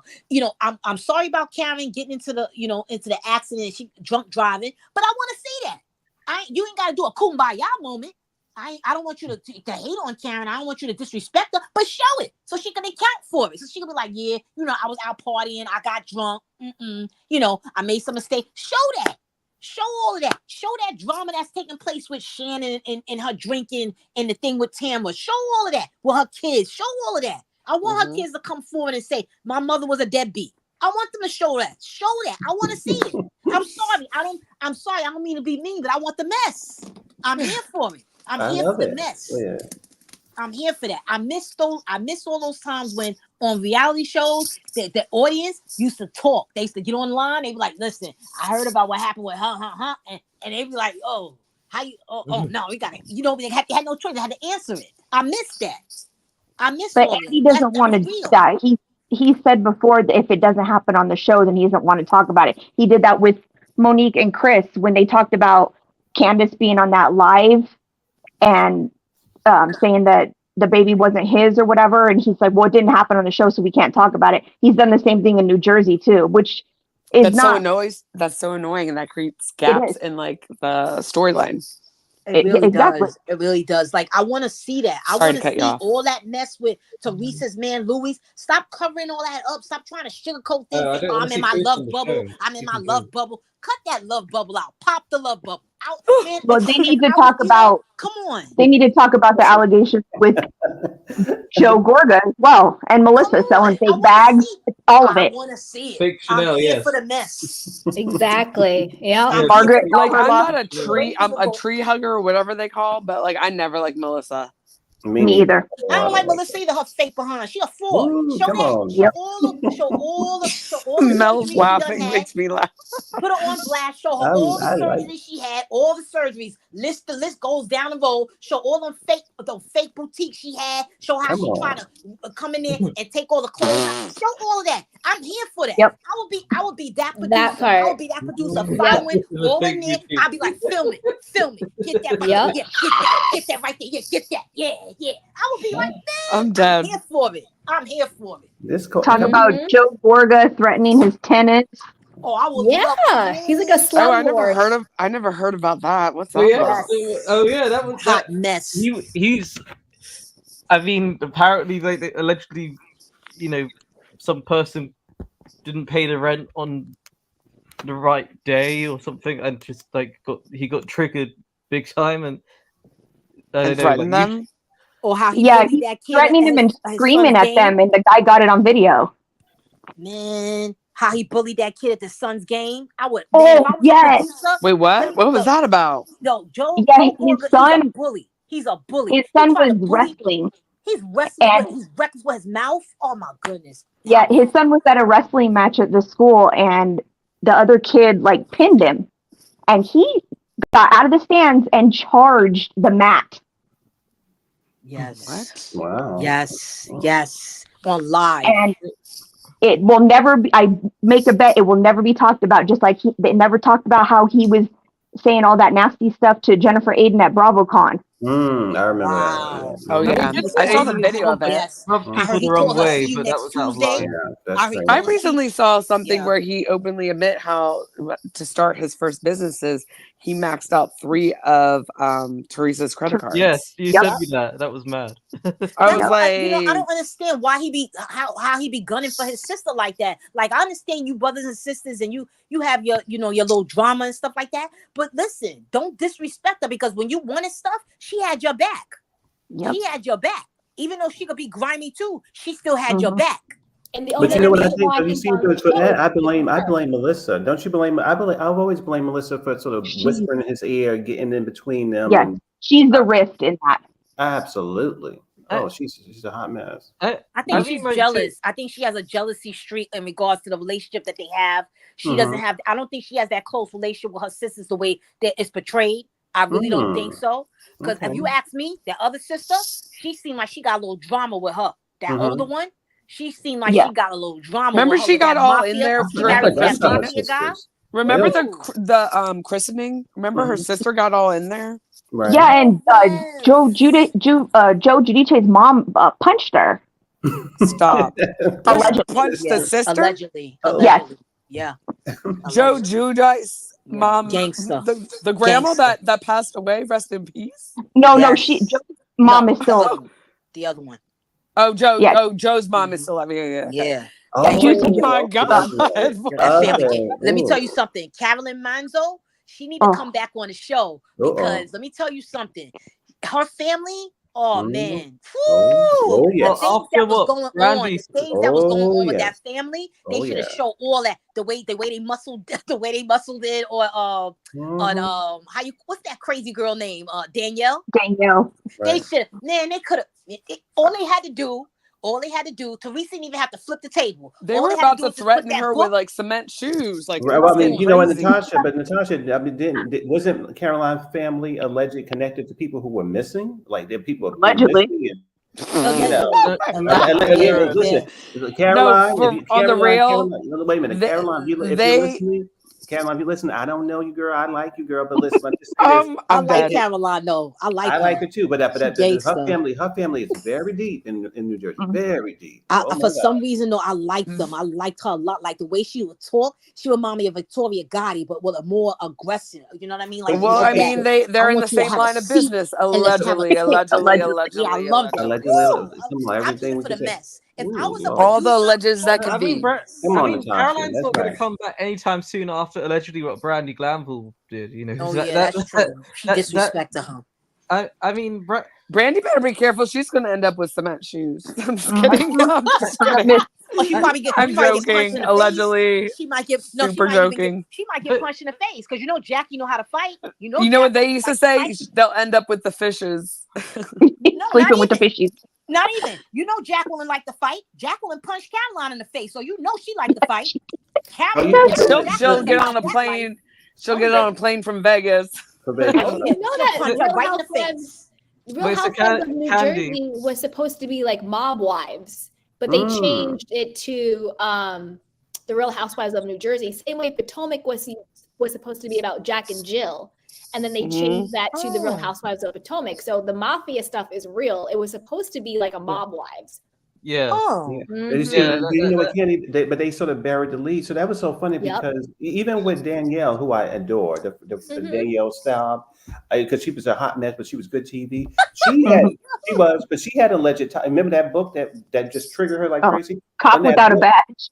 Yes, and I read that book. Stop! I forgot about that title. I read that book, but in that book, it was alleged. She also had alleged ties to organized problems and stuff like that. You know what? That makes sense because I always thought it was weird to have New York and then to literally have a show where it's just like 15 minutes away. Yeah, right. Because they're literally in the North Jersey. But I was going to say to Candy, to Candy, which is great. I was going to say to Candy, you know what I always thought was a missing opportunity? I know people don't like it, but there was this show called the DC Housewives I actually enjoyed because those people were so before Potomac, for the audience, those people were unhinged. There was two people on that show. They were sneaking into the White House. They were out of control. And the Candy and Natasha, you remember when they went to the View and Whoopi threw him off the View? So they were actually Whoopi got into a fist fight. She got into a fight with dead. Stop.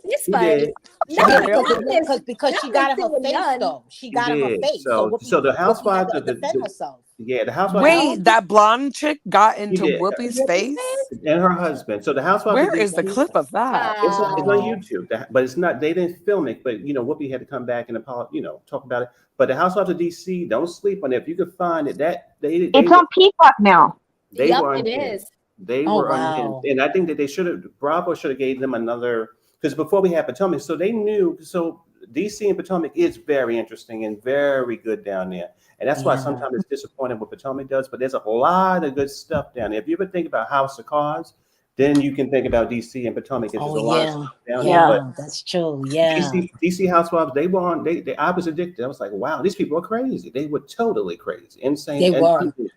I'm gonna wonderful. miss Candace. I'm gonna miss Candace. Even though she did the best thing she could, like, she's gonna have a baby. I'm gonna miss her. I liked her kooky self, always crying, then coming back and being all right, always wanting attention, always trying to get always trying to get like approval from everybody. But I still loved her. I want Giselle out. She need to get depped. She need to get clocked. Did you hear my clock her theory? right in the face and a forehead. Boom. Oh, yeah, Natasha, tell your theory. Did you Candy what was your name today? Candy's big fan or what? Candy Cane Girl. Candy Cane Girl, sorry. You had a different name last time, my bad. No, it's okay. Natasha, I'm gonna come, girl. No, she had a different name. I'm sorry. Yeah, I did. I had a different name before. See? It was like it was hard to. That's why I said I recognized her. Yeah. Spoke. It was hard to pronounce, so I just said yes. See, I remember. It's not me being.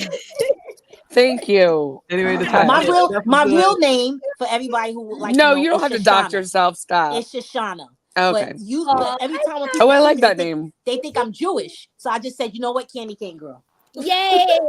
But wasn't that a cute song too? I think it was a song in the 80s, that Candy Girl or something. It was a cute song, whatever. Yeah. I know all the Candy songs. Candy Cane Girl, I don't know if you heard my super this is how I word it, my alleged made up tale. Like well, because it all stems from years of just watching Potomac and wondering, what the hell does Giselle have on Andy or Bravo or something? Oh yeah, she got something on them. And they keep her for a reason, right? But I'll tell you. And I couldn't figure it out. I'll tell you something about that. I found out about Giselle allegedly. Allegedly, Giselle, she knows Karen for a very long time. Karen was her soror. Okay, now allegedly, Giselle had a psychological breakdown. And she was on a 72-hour hold in an institution. After the twins, right? Something happened after she had the twins. Something that her ex-husband did, because he did a lot of stuff in the church. Wow. A lot of things went down in the church. Let's say a lot of essays and things like that. And orgies. Happened, and she couldn't take it. And unfortunately, her mind wasn't right, and she was suffering from a lot of things, and they locked her up. And she had a lot of things. I mean, I'm talking about DTDs, and all kinds of things was going on with her. She got a lot. I'm bad with abbreviations. Like I don't want you to say the word because we're on a YouTube channel. But what's a D? But what is that? What do you mean by D? I'm thinking the same thing, Natasha. Yeah, I don't know what that is. Maria, it rhymes with Maria. It rhymes with Lydia. It rhymes with okay. Allegedly. Mm-hmm. So a lot of is that why she said HOT box? Okay. So and that's why Karen said you're gonna go back to Sing Sing. She meant the crazy house, but it's synonymous with the prison. But that's why she said you're going back to Sing Sing just sounds better, but the Sing Sing is the prison side. Exactly. Right. And so but she meant the mental side. When Karen did that, she was basically letting her know. I know your past. My dear, watch it with me. You can talk with everybody else like that, but watch it with me, because I know a lot about you, but you don't want the public to know. Okay, so yeah, allegedly. Okay, so mine's like a little bit more crazier. I'm here for it. Okay, so it's super alleged, super me making it up, like the drill. So I was like, so do you remember hearing about this wasn't this past BravoCon, but the year before, when they were still in New York, and there was this one taping. I don't think it was Potomac. I think it was like a mashup of a couple different types of housewives all up there, and they did some kind of superlatives. And something came out about Giselle being like the worst dresser.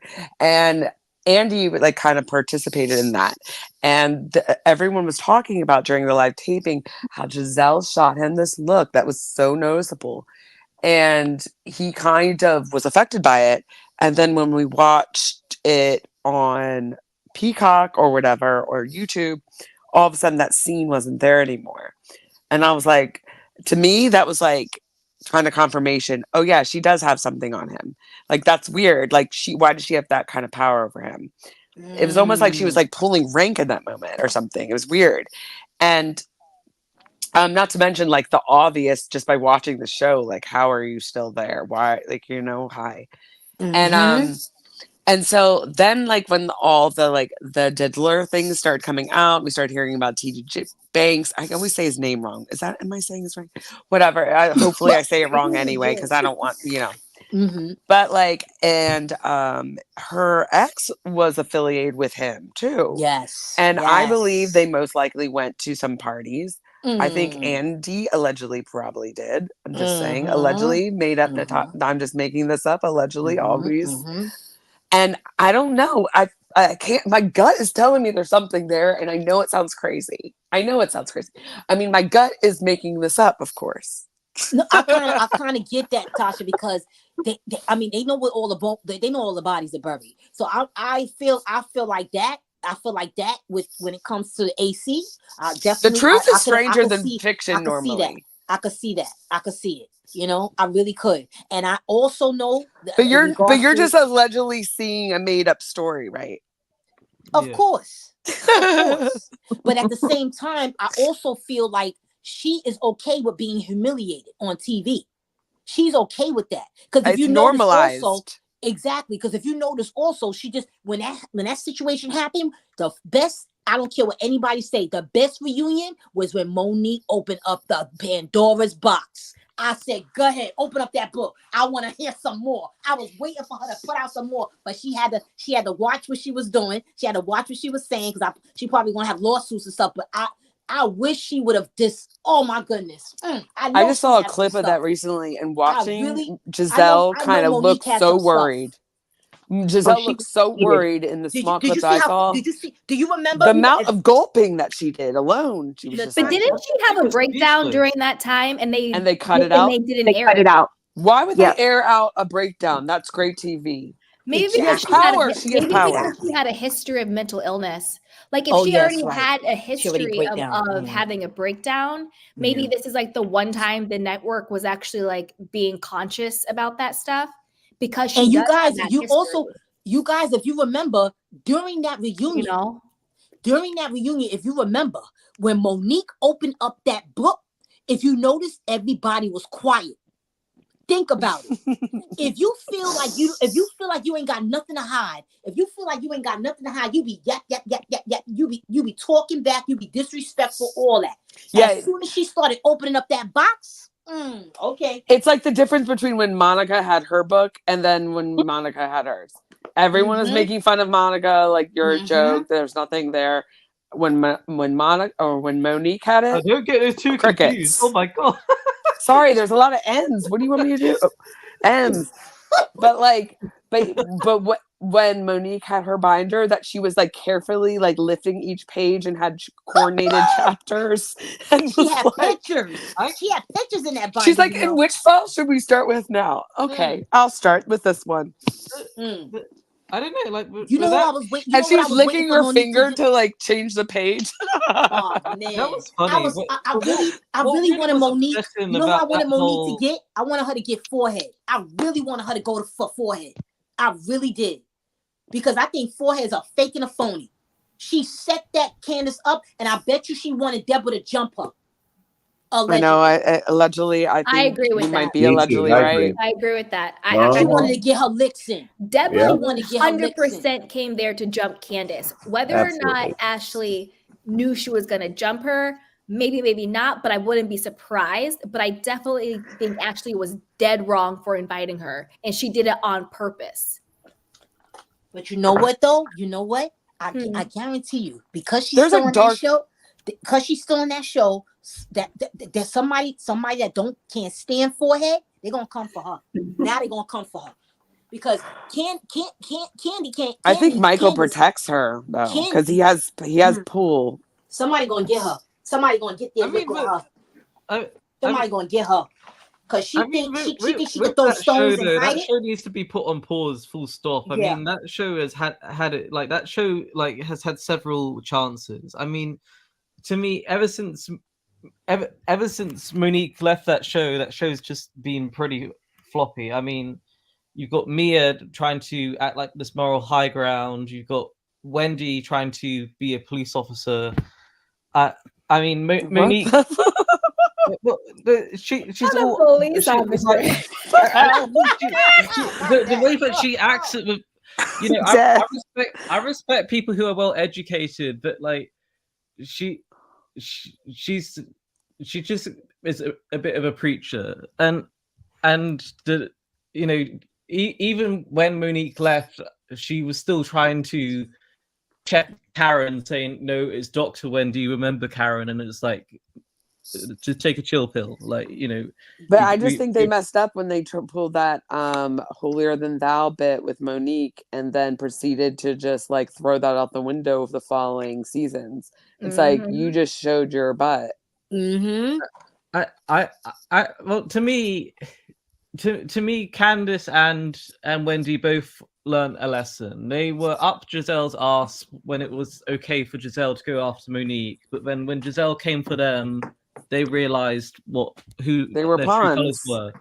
I mean, but and that's what I never understood. Like, why did Candace think that Robin and Giselle were because friends? they were. Candace wasn't all there then. Unfortunately, whether you're a Candace fan or not, she wasn't all there when it became that to being up Giselle's ass. You know, I think Robin probably like acted like a friend on some. She probably has like some side of her personality that's down to earth, and like, you know, could be a real person, but she's inherently selfish and just like insecure. I feel like behind the scenes, what we didn't see, I truly felt like when Robin and Candace were alone, they were very, very good friends. And they were able to come together with their husbands and do things together. Even if you notice, even Robin's husband said, "Come on, man, seriously? Like, why you messing that up?" Like, you could tell he was trying to get away from her to stop her from having that friendship continue with her and Giselle. Because he wasn't even feeling Giselle when she kept coming to him. It was almost like there was something. I really truly believe Robin was different without being around Giselle. I really feel like that. I feel like when Robin is not in Giselle's presence, she's a completely different person. I think that feeling's mutual with most people. Just the way that Giselle kind of.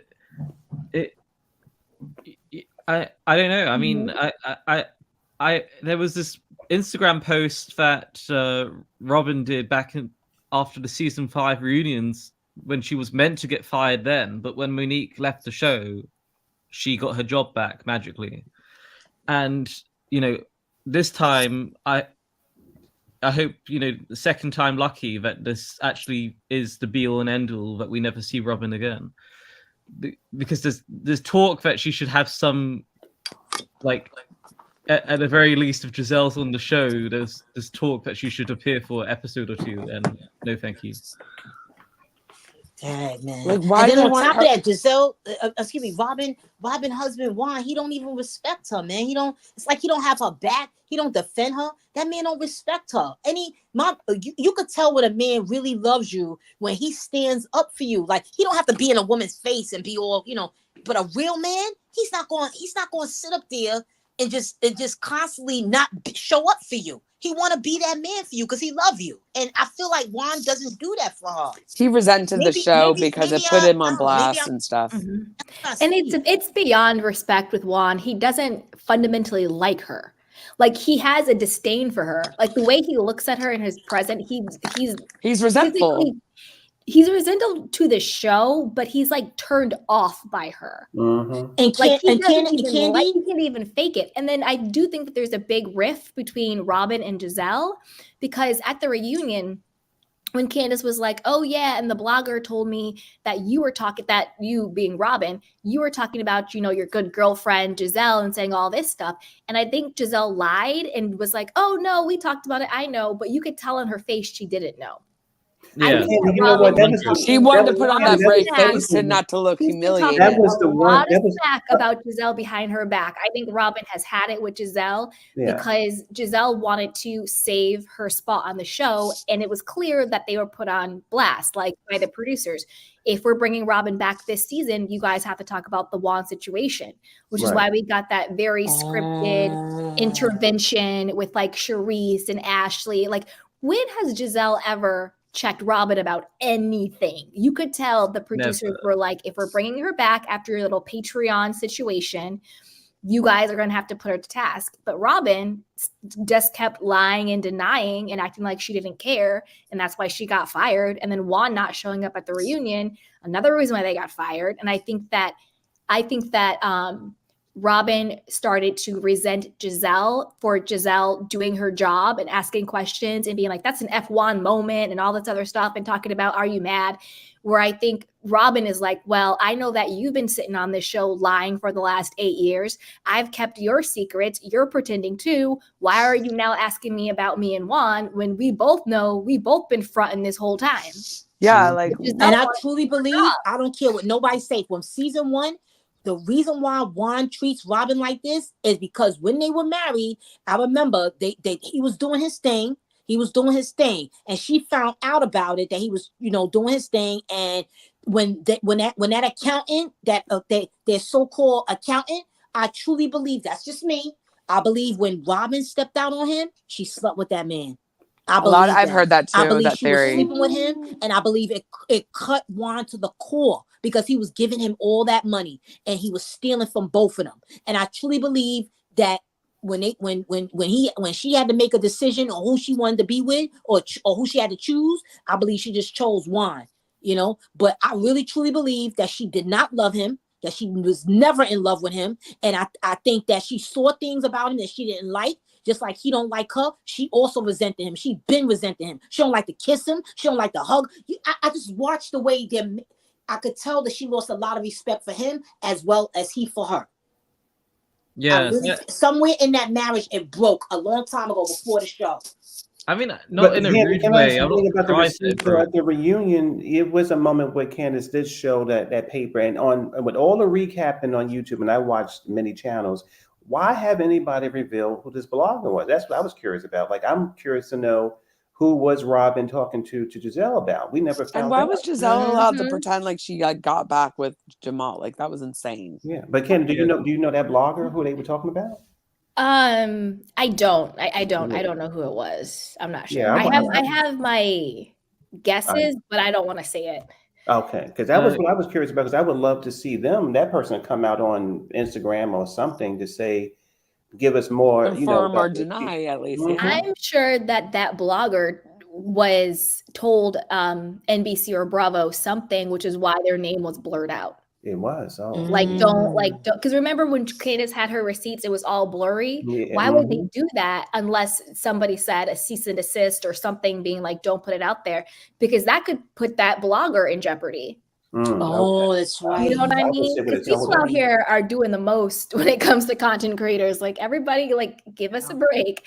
So with that situation, with Candace bringing in the blogger, which I understand why Candace did that, and I think her point was 100% valid, but I also understand the blogger not wanting their name out there if this is their moneymaker, bread and butter, and they're doing reviews and all of this stuff. It could put their credibility in jeopardy. So it could put their platform in jeopardy, because you never know. Just it's like FYI, a reporter revealing their source. FYI, exactly. Yeah. Just an FYI for you guys, when Candy was just saying about the bloggers, I don't know if you guys remember the former rapper Sean. Yes. Sean. Well, he's going around. He sent out his lawyer. They sending out subpoenas to any of those bloggers, who have information about his case, that's been showcasing it all over their YouTube. Oh, Shine. Putting it out there. I thought you said Sean. I was like, Sean? Yeah. Shine, yeah. Shine. A little bit of MAC lip gloss. Yep. Fun, well done. Yeah. Well, let's not talk about it on my channel. I don't want any subpoenas. Okay. No. Sorry, I just remember that song. I used to love that song. I was like, no. Andy, That's a hot mess, that case. yeah, Yeah, but Yeah, Okay, you okay? we don't want that juju. No, that's No, no. That's why But- my story is just a made up story. Yes, Yeah. it's a fantasy. Everything's alleged. Come on It's now, just a please. fictional tale. I Yeah. know that's right. It's a story Yeah. time. And do you think also in like the future of this this network and of these shows, hypothetically, of the concept of a executive producer of any sort also being the host of all these, do you think if that happened again, it will end up in the same scenario of someone getting so much power that they can manipulate and do what the hell they want? Yes, ultimately, yes, because I think that the problem is there's an imbalance of power, so the structure is inherently off. And when someone who is doing the reunions has so much either perceived power or actual power, because the true power of Andy Cohen when it comes to Housewives is still up for debate, right? But the perceived power is clear. People believe, whether it's true or not, that he has this power to cast them or to edit their narratives or to, spin them in certain ways. So regardless if that is true or not, the fact that people perceive that gives him power, right? So I think that the host should not be an executive producer on the shows. I think the host should be an actual talent, because in the actual industry, you don't cast executive producers in talent roles. You cast talent in talent roles. Like a host is a talent position. It's a skill set. Right. So I think it should be someone who is completely neutral, not an ex-housewife, not Kate Chastain from Below Deck. It should be somebody who doesn't have any vested interest in Bravo and all of that stuff, or any built-in. They're just a host, yeah. Baggage. They're just an actual host, and they know how to command an audience. Like even doing like a YouTube channel, if you're the host of it, it's your platform. You have to be able to say, wait a minute, let's talk about this. Well, no, go here. You need to be able to massage the conversation with authority, or else you get what happens with Andy Cohen. People are yelling and screaming at each other and pushing him and disrespecting him, disrespecting each other. And it becomes this whole, shit show, for lack of a better word. Yep. But Candy, you know what? You're absolutely right. I have one example. Julie Chen from Big Brothers. I watched that for the 20 years. She is absolutely fabulous. Now, mind you, she's a controversial woman, but man, is she good at shade. And she's good at being graceful and good at being, because on that show, she deals with racism. She deals with all types of crazy things on that show. And she never flinches, never. We need somebody of that standard on Bravo to intercede. Because even Sean Robinson, because I occasionally watch what's that 90 Day Fiance, and I find problems with how she does it too. But I think that you need somebody at a high level who can really get in there and not flinch when it comes to those questions. I think that you know what, Candy, too? I think that the Twitter questions are becoming outdated. I hate when they bring in these sort of comical, shady, nasty questions. And quite frankly, I don't even believe those questions come from Twitter anymore. I just think I don't think so either. I think they're fake. I think it's the interns. I think it's you know what? I think it's the interns. I think it's interns in the back writing them down. I think it's the interns in the back writing them down with crayons. Really, I think they writing it down and they giving it to Andy to be nasty to his favorites, and that's what's just going like on. those polls he has on Watch What Happens Live. I don't believe those are real either. No, and Andy Cohen, and I read a couple of his books. Yeah, the thing is, he always wanted to be Aaron. He always wanted to be Aaron Spelling. He loved soap operas, so he wanted to be the king of the reality soap operas. So that's why they kind of treated him that way. But I think, as Candy said, with power like that, you become, like a dictator, basically. And if you're an unfair dictator, then that's when you become all these lawsuits come up on you. That's when you get corruption. Yes, and then you also take away from the talent, because instead of them being their authentic selves, they're catering to you, which is what we saw with West. He seems very thirsty. I don't know if that's his real personality or if he's performing for Andy. Like, oh, let's kiss Andy. Let's tell him I'm going to pick him up and let's talk about my ball showing, because that is, unfortunately, that's Andy's brand. That's his shtick. So it also taints the talent as well, where they are now sort of kissing his butt instead of actually showing up and being their authentic selves and talking about the narrative that's happening on their shows. And I was actually shocked during the Me Too movement that he was not swept up in that time too, because now simple fact is, with all those executives from Fox News, CBS, all those places, they did things on a scale that was from terrible to totally horrific. And he is in that mixture, not of horrific or whatever, but he could have actually been put out too. But for some reason, that's what I said, Mel. Yes, he stayed there for longer than he should have. You know, so my girl, Kathy Griffin, and so many people have always put on him, and it's alleged cocaine. Excuse me. Let me put on him some drugs. Let's put it that way. They put things on him. We said the slopes, the skiing. Okay, I like to call it the nose candy. Okay, there we go. But Mel, I was saying the same thing. It's like when Matt Lauer left and all those things left. How was he still there? Right, and it's a recurring theme with him is that every single one of these women, and first off, I want to point out that it's always women. We're going to catch that. It's always women that he's the boss, or he's, they working under him, and it's always these little quiet moments in some office that they've said that there's these moments where he's totally touching or using something. So I'm like, wait a minute, why is this man around all these years later? He should have been gone too. But again, it might be not completely correct for the YouTube. He's a part of my community, but I do believe that maybe in my community, we may get away with more than, I don't know. I'm not going to go down that road, but I just feel like I think he got away with a little too much. And I just don't understand why that has happened. But yeah, there's always a reoccurring theme with him with these kind of the same thing. The women, they all can't be lying. They don't even know each other. It's just the same thing over and over and over since the beginning. So, Can I ask you guys a question? Do you think that now that they're coming after Andy, and of course Andy will be fired or he'll resign, resign. Do you think that they will take all the reality shows and just find fresh talent for the ones who are fired?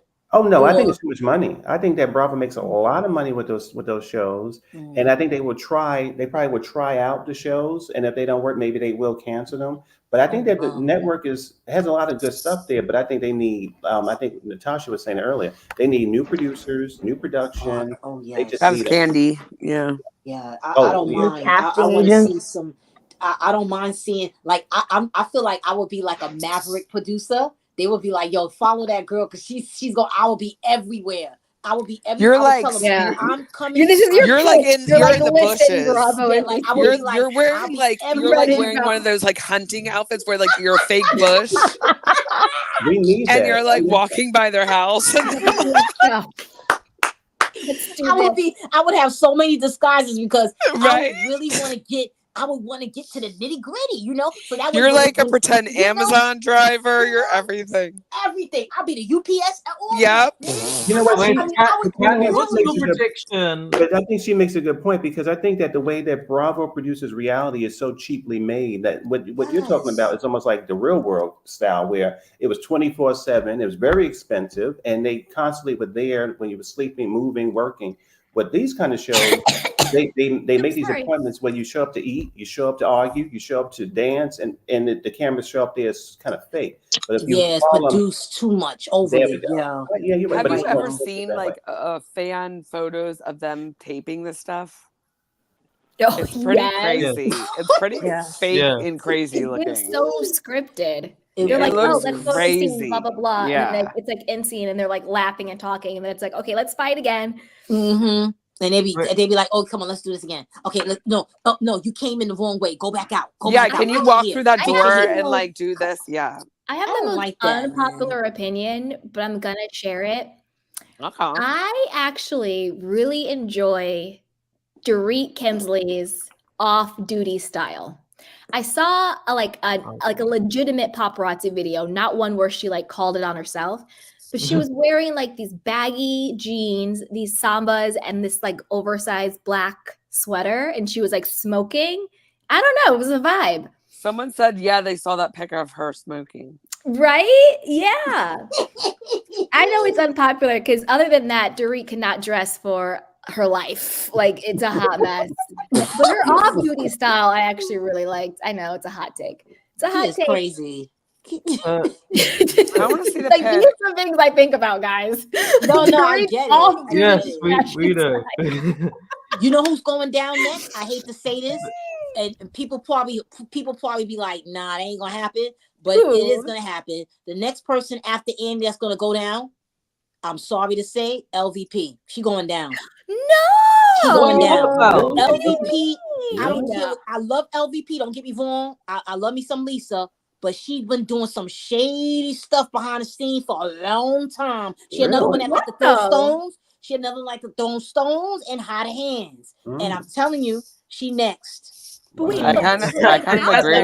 She's next. Marky here first. Candy But girl. like this Candy redemption arc that Sandoval is getting, I think she has a hand in that.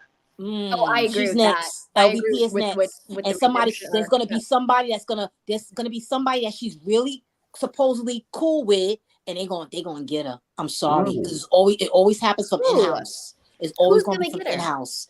Who's gonna get her? I don't want to say. You I don't can't, wanna girl. say. You I don't want to put it because if You gotta tell her. Can't, girl. You gotta tell us now. They're gonna be like Candy Washington. You're gonna flag your Allegedly channel. tell us. Allegedly.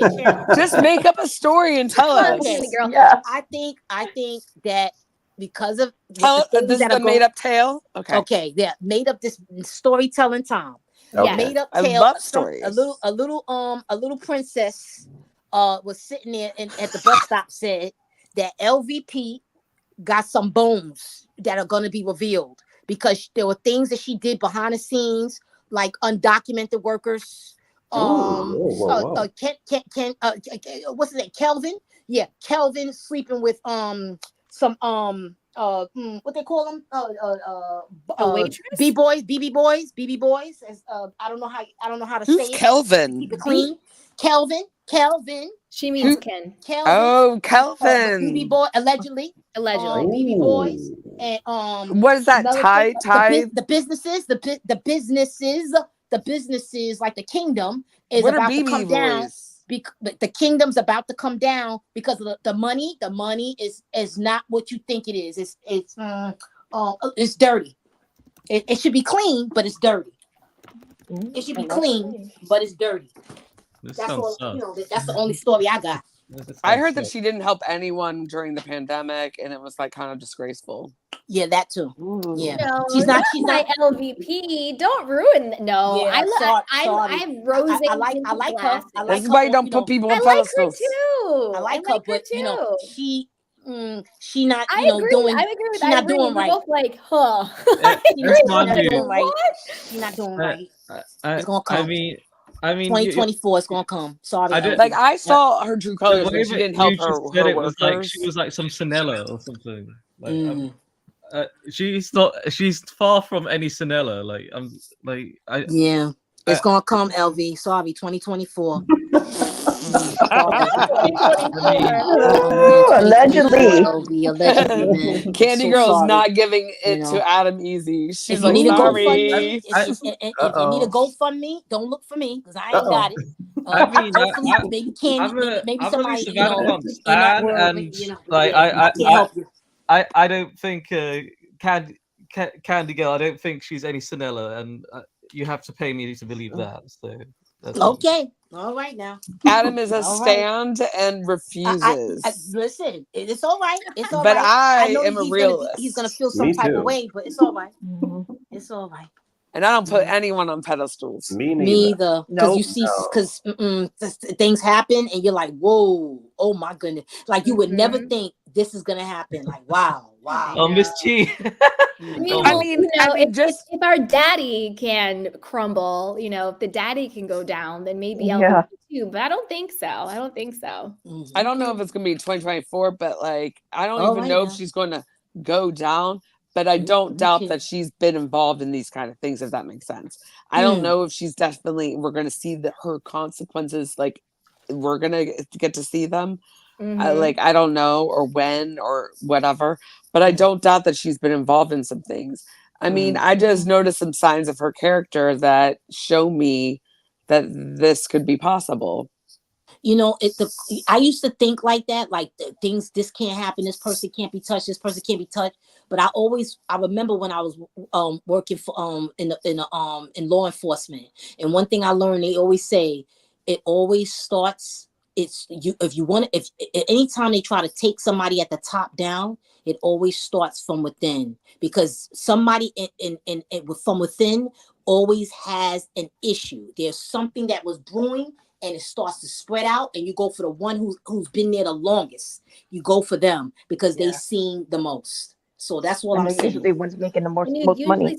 And you usually start at the bottom. Like you want to go down first and then work your way up, because the people at the bottom, the ones that are, going down, they don't have as much to lose. They don't have much to lose. And They're the most it'd be the ones that you disgruntled. Be closest to, that you think is your right hand. And they're easier to flip. You get them you get them on something really small, and they're like, well, we'll let this misdemeanor go if you give us this information. And that's how they do it. They do or it. if you wear this wire or whatever, wire, whatever will get you out. Because those are the ones who are usually doing the most work for the least. And so they're the ones who are usually disgruntled. I think that's definitely an intriguing theory, Miss Candy Girl. I think for me, that's what happened with Jen Shaw. Yes, I think that for me. That's what happened. That's what happened. Oh, I thought it was okay. I thought. And Thomas Girardi. They get the smaller people to flip. That's what they always do. They start from the bottom, they go down, they get those people to flip, they gather information, they take all the little fishes to get the big fish. And then once they have all the information, then that's when they go after the big fish. That's why Jen had people turning state evidence, and Monica was like, "Oh, I'm gonna, be a witness for the FBI." And with Thomas Girardi, like his son-in-law, his CFO, they all got hit with lawsuits and indictments, so they would all flip to cut a deal, and then they would flip on the big fish. Because he was living good for a long time. Him and Erica was living good for a long time. For Candy Washington, I was going to say, with that new lawsuit coming out with the oh my gosh, I forget her name, but the lawsuit come out with racism against the girls and some kind of incident or whatever, the deposition.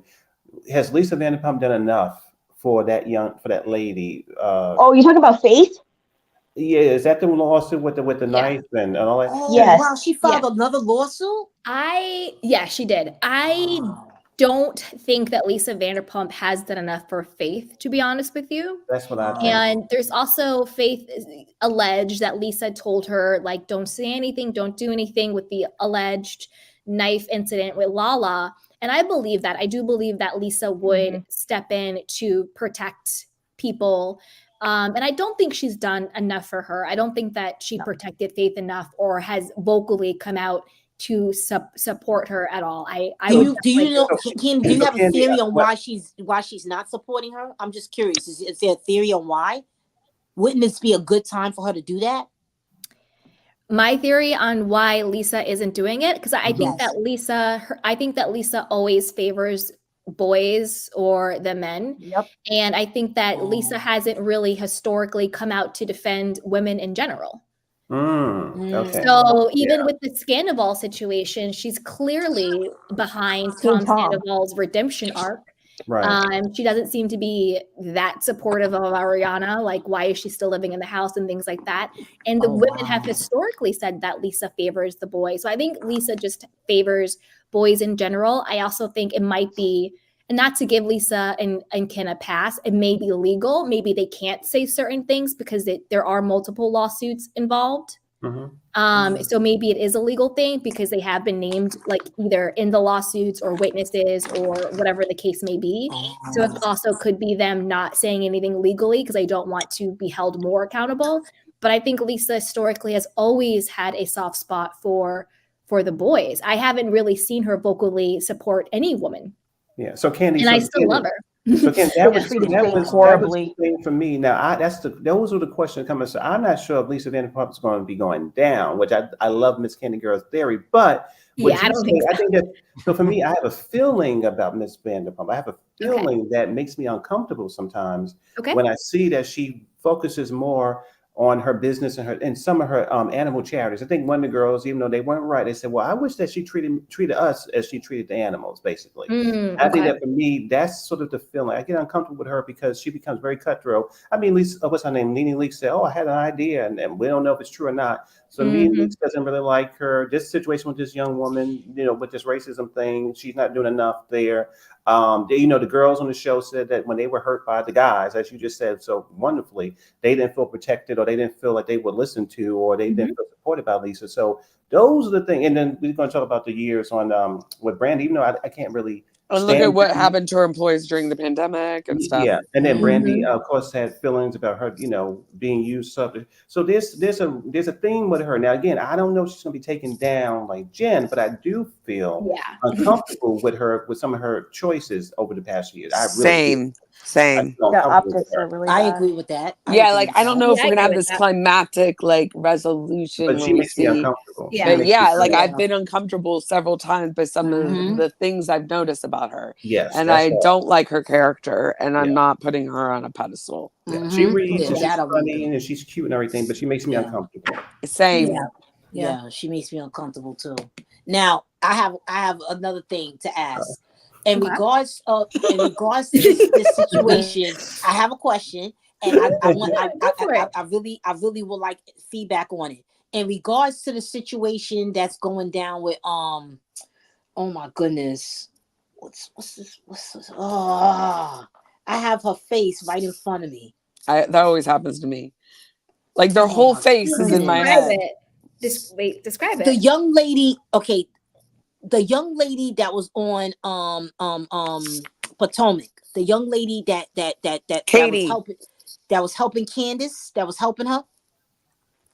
Deborah?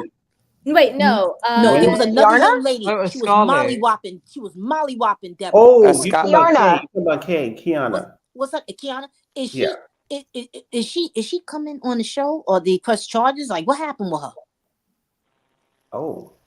I don't think anybody said I if don't she is even or know isn't. who she was because I didn't even watch this season because I was done. She was at the reunion, but she was a good friend. Reunion. I think she might be back as like a friend of or something. I mean, I wouldn't mind if they brought her on. She was friends with Giselle's hairdresser.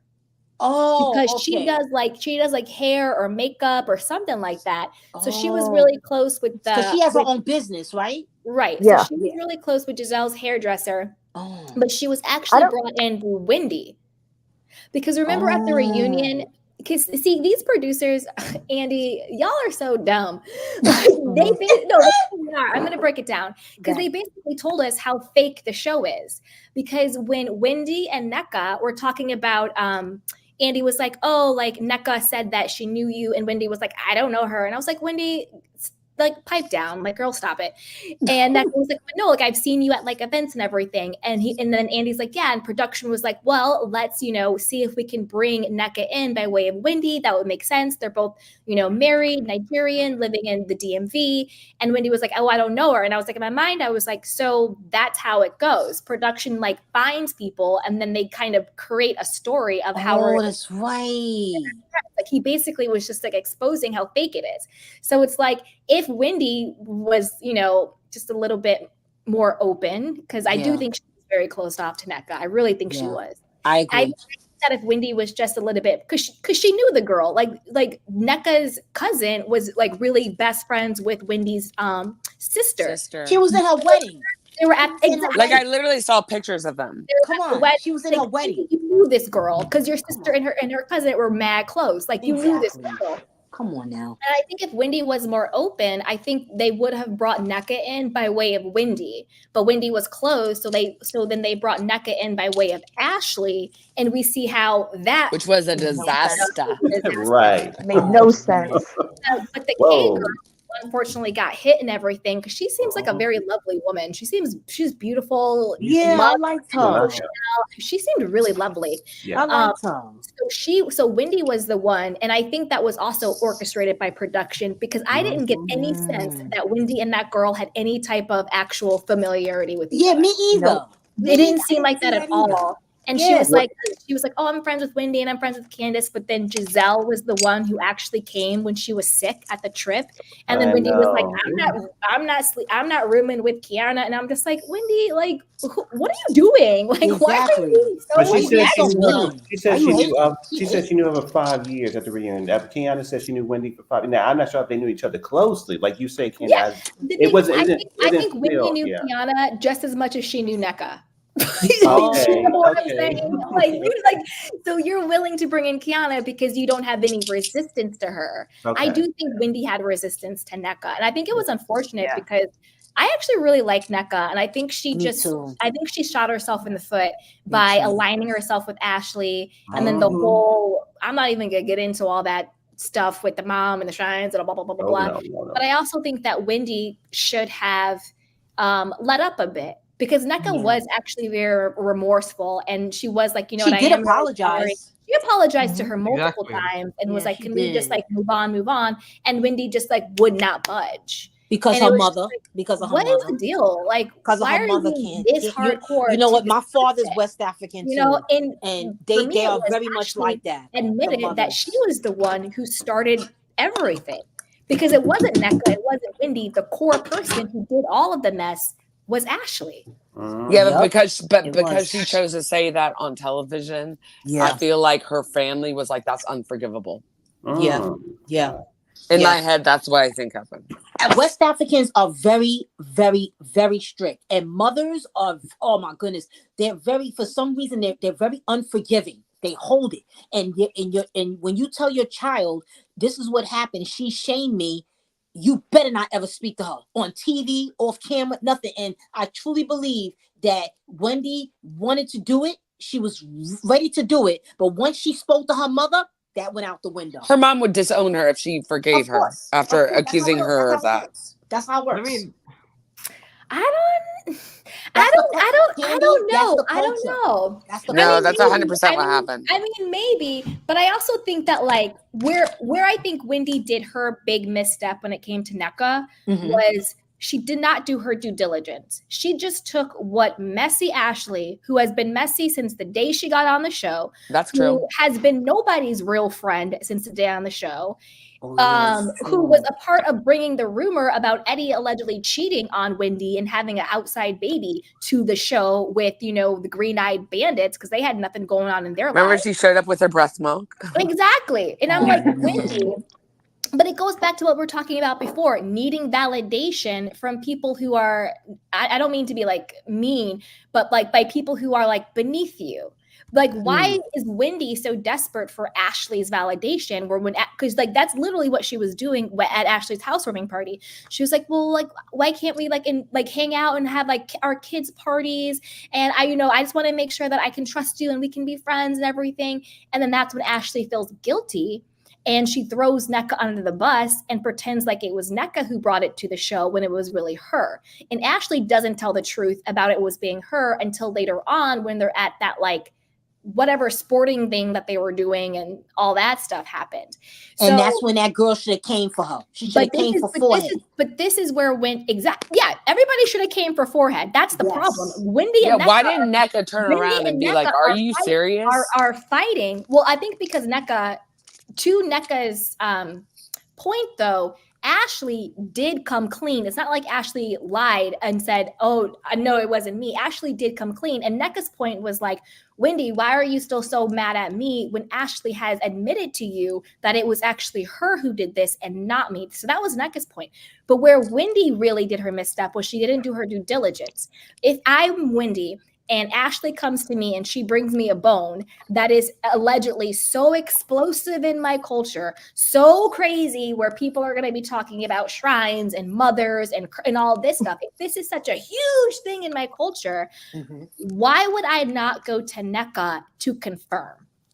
Why? That's where where Yeah. Wendy really messed up. Yeah. Because I'm not just gonna believe something that She took Ashley did. as Bible. She Yeah. took Ashley as Bible, I and I really do believe believe so. she then went and told her sister and her mother, and then her sister and her mother, who are having her back, did go then and pop off on NECA and her family, because that Yeah. makes the most Yeah. sense. I But the believe that. problem is, Wendy should have went. This is what you should, in my opinion, at least, she should have went to NECA and just said, "Hey, listen, I'm not accusing you of anything, but I just had this conversation with Ashley. She said A, B, C, D, E, F, G. I just want to know your perspective on that conversation." And then NECA could have been like, "Oh, no. Ashley was the one who brought me the article. I said I didn't know," or whatever. And they could have cleaned it up there, and they Yeah. would have avoided the entire mess that they created this season. Absolutely. So Absolutely. all three of them have culpability in this situation. But Yes. especially Wendy, because with her 4 degrees, she should know Yes, do come not trust on now. Ashley. Come But it's on that now. same thing where it's like Candace really wants to be loved by Giselle and Robin. Again, why? These women are beneath you. And Wendy, why do you want to be so loved by Ashley? Again, this woman is beneath you. But it goes to what we were talking about before, you know? But that's where Wendy really messed up. Well, I Because think there was also no with Wendy, she way kind I of rubs would have people the wrong there is way. there is no way I would take Ashley as Bible. That girl Right. lies. Yeah, and she's a lies. mess. She She's a hot mess. mess. Oh. She got a fake. She even got a fraudulent thing that she got with Michael. We all know. Hello. We already know that she's still married to that Hello. man. She ain't letting that money Oh. go. She No. that girl ain't got She's nothing to rubbing fall his back feet. on. We already know what Oh. that is. I wouldn't be surprised if it's Come on Ashley, now. Michael, and Juan having sleepovers. Oh, You wait, Oh my God. hold up now. Allegedly. You ready? I'm dead. Allegedly. Allegedly. They buddies. They bromance. The Ooh. bromance is Mhm. real. Mm-mm. The bromance is real. It's Oh. real. The And romance disgusting. is Oh, mancing. jeez. It's mancing. It So really is. It really that's is. where Crazy. because the whole thing would have been completely avoided if Wendy would have checked her source. Yeah. She Well, should you know, Because Miss Candy, I have to, There was that NECA weird wasn't thing really also. gunning for I was Wendy. gonna say, Miss Candy, I have Go to jump down, unfortunately, but it was really good coming up here. It made me laugh. Yeah. So I'm gonna just jump Nice down. meeting you, Mel. Thank you very much, Miss Candy girl. I'm gonna say goodnight I'm to gonna jump down too. Thanks, Yeah. y'all. Mwah. Love Good y'all. night. Fun All right. times. Bye. Bye, Bye. Bye, guys. guys. Bye, All right. Sasha. Yeah, it is getting late. We've been on for over 2.5 hours, you guys. Wow. Candy, I really missed you. I really did. Aw. I was like, Dad, I keep missing her. Every time that she had a show, I said, Dad, I keep missing her. And then Aw. finally, I had the day off, and I was like, I finally got her. I finally got her. Yay! I love it. I love it. I love you, Candy Girl. You always come with like the hot tea. Piping hot tea. Candy, I wanted to ask you something. Yes. You had sent me something. You sent me something in my email, and I was like, really? What did I send you? You sent me something about you was going on something. You was doing some project you was working on. Oh, okay. It was a show. Was you it doing. me or Amanda? Amanda said about you. Gotcha. And Yeah. she told me to look out for you. Like, look on there and check. And I was like, oh, okay. All right now. I'll be watching. You better break the fourth wall. You better break the fourth wall. You better, because or at least give me hints, like, you know, if you didn't film it already, hit your ear, twinkle your nose, something like that. So I know what the tea is, Okay. Yeah, because I was like, I can't believe she's going. I was like, oh my goodness. Oh wow. Hey Kimberly, thank you. Yeah. Thank you. What? Yeah. Your voice reminds me of Jaguar Wright. Do you know who that is? Jaguar. Is that like this fancy, like, I don't know, talk, like a blogger or something?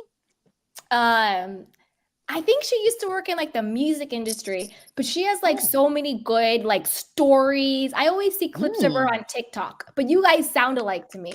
Oh wow. Is she the one that's been spilling the tea lately about Everybody? Yeah. yeah. Okay. Yeah. Yeah, you do sound like her. Well, they sound Oh wow, alike, I'm gonna look yeah. her up. Jaguar.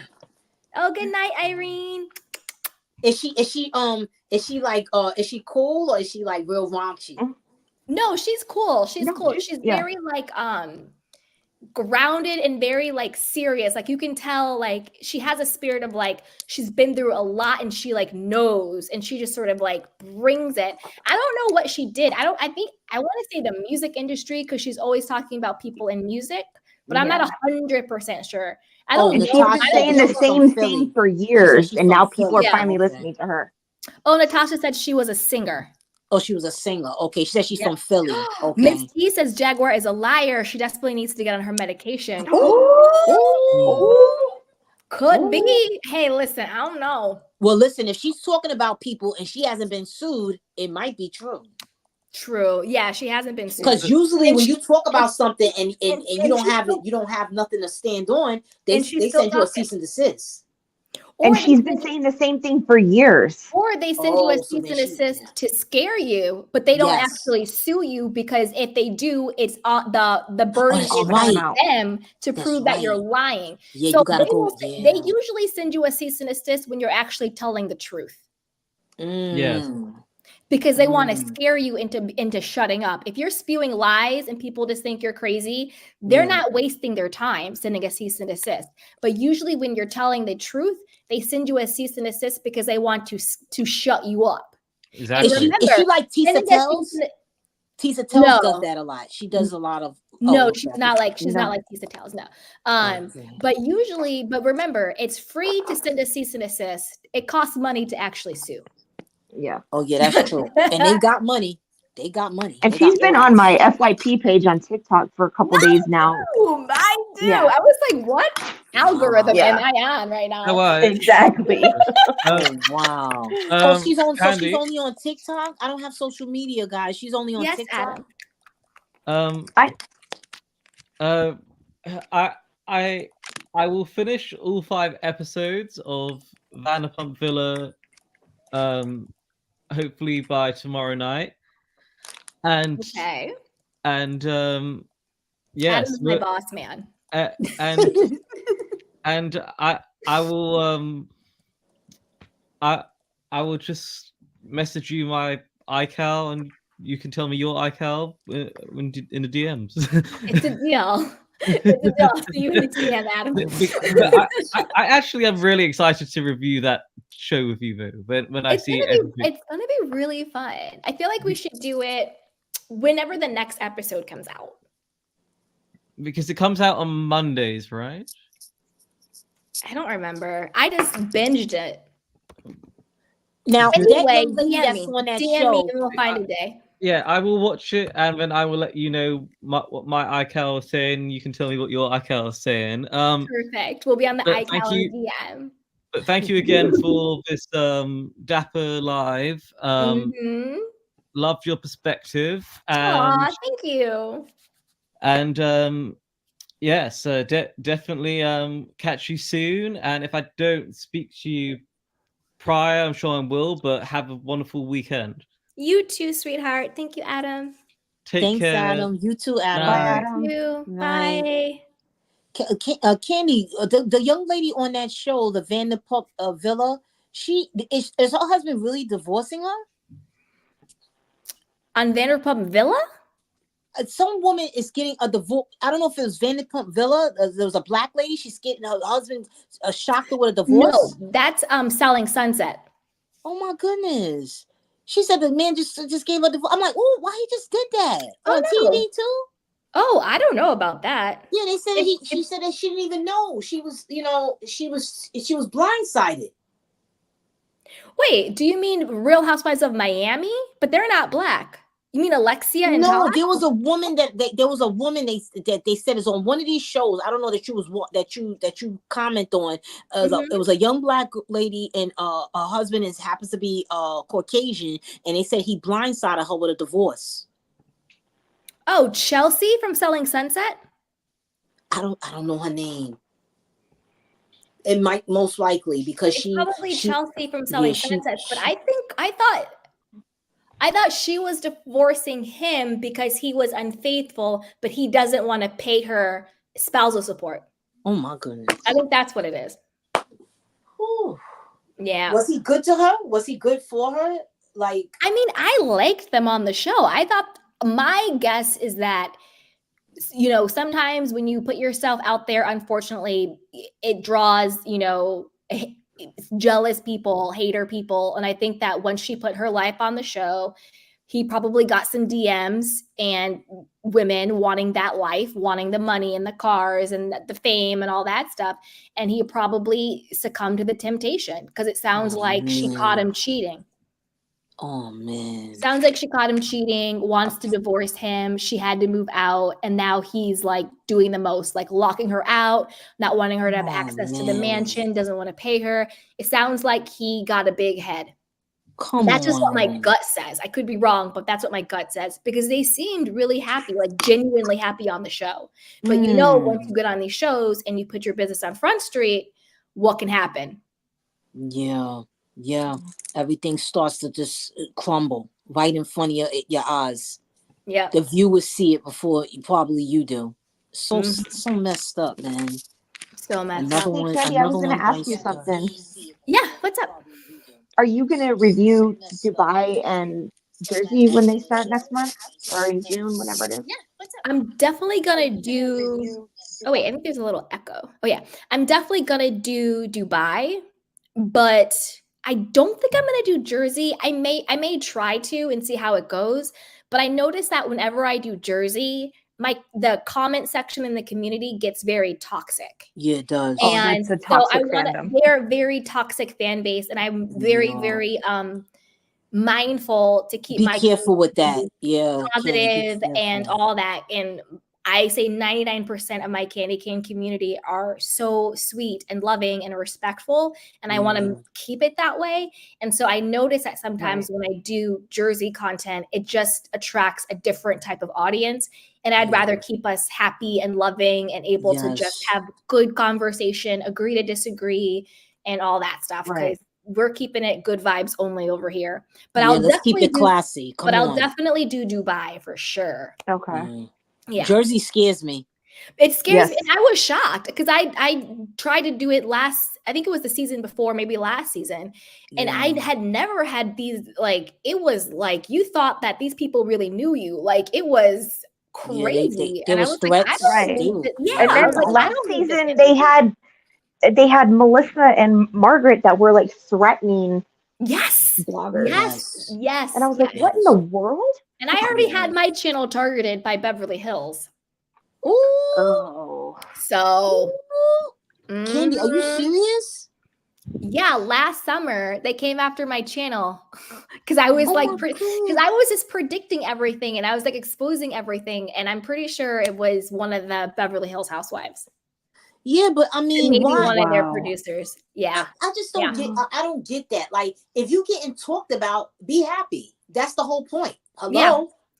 Yeah. Hello. Yeah. So what? Like, why are you letting that? Don't watch it. If you don't like what we have to say, it's don't like watch it. It's like what J-Lo did to all the TikTokers. She was shutting down, banned and shut down all these TikTokers. And one of my favorite TikToker, Kyle Murray, she passed. I think that is suspicious.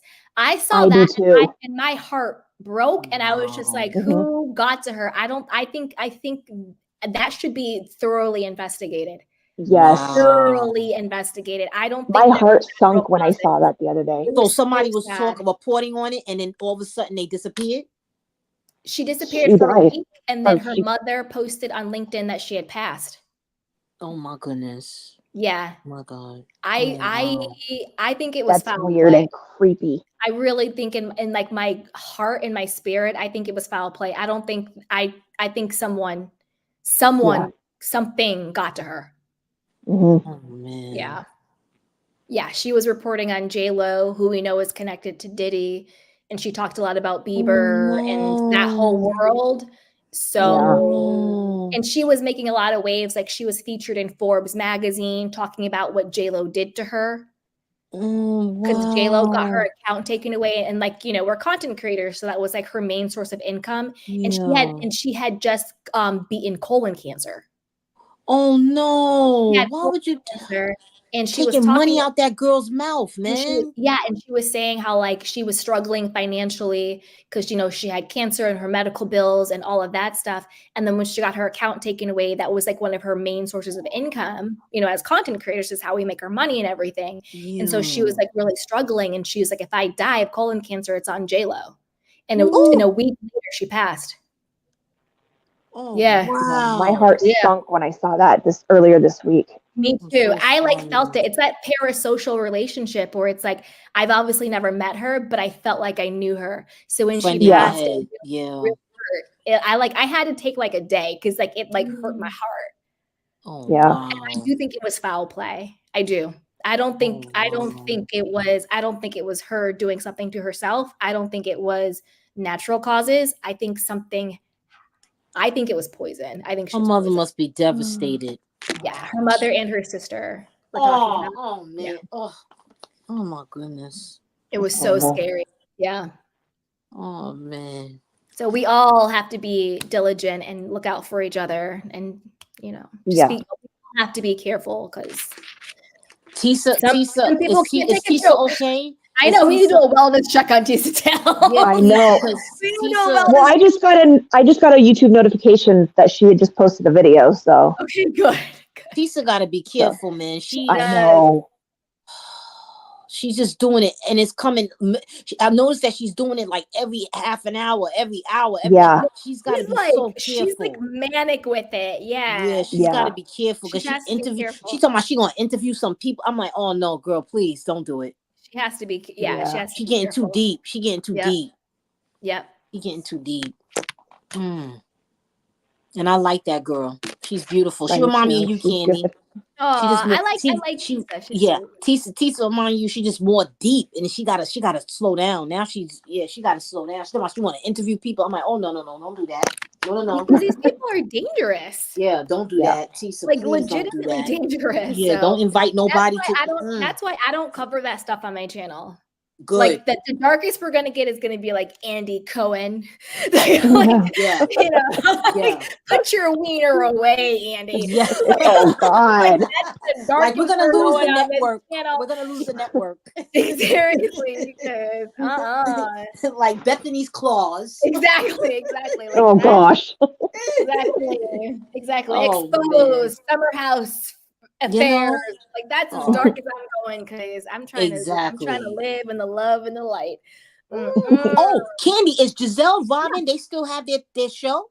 Reasonably Shady, their podcast. Oh, they still have it. Okay, Well, at least Robin will make some money off of that because that's a bulk of why their marriage, had issues too. The money was gone.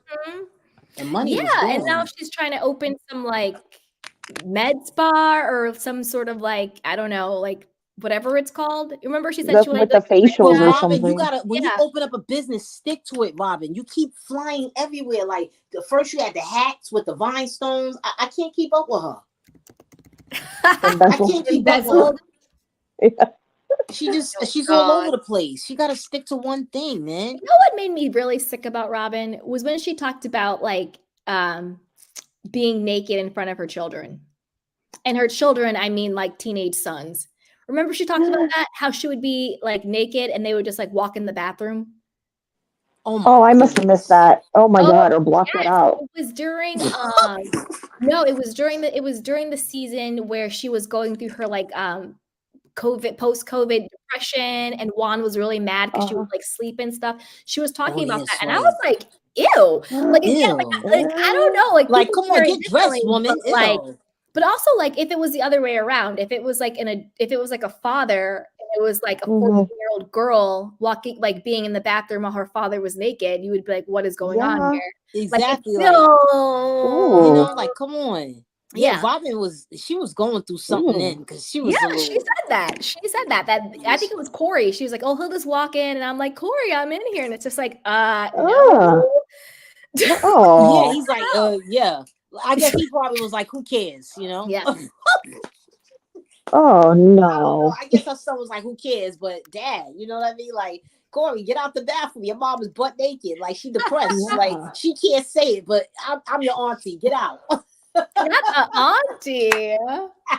Some of these people, like the people that say that, they don't bathe their kids and stuff, it's like, why do you tell people that? Yeah, I we don't know. want to hear that. Like, that's just Yeah. nasty. Because like if it was Alicia real life, if it was Silverstone. real life, we'd be reporting you behind, okay? I Don't tell know. us. Yeah. I'd be like, ACS, how you doing? That girl right there, she just Mhm. said she don't bathe her kids. She don't feed them. She be leaving them with the house unkept, the hair undone. Yeah, get her. Mm. Like, you need to do a wellness Yeah. check. Ugh. Oh, my goodness.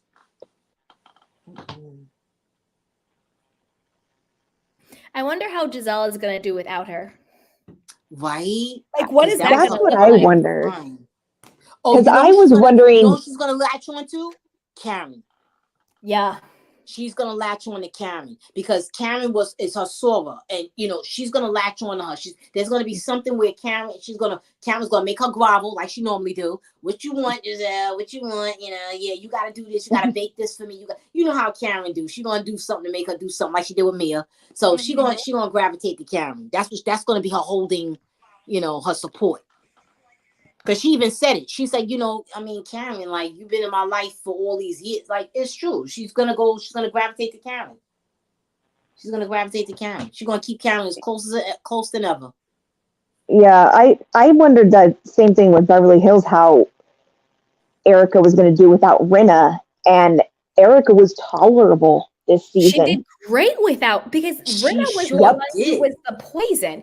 And to be honest Yep. with you, I think Anna Marie has gotten in bed with Rinna because everything Probably. she said No.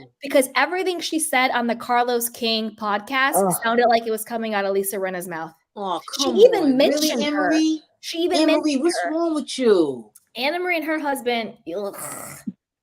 I was so disappointed in Carlos for that interview. Me too. I didn't see it, but you know what? I didn't see it. But Anna Marie, I feel like she could have been on the show had she not listened to Kyle, had she had her own mind, had she just did what she was supposed to do, which is come in there. I'm the new girl. This is what me and my husband do, and I'm gonna keep his back because he got some stuff going on.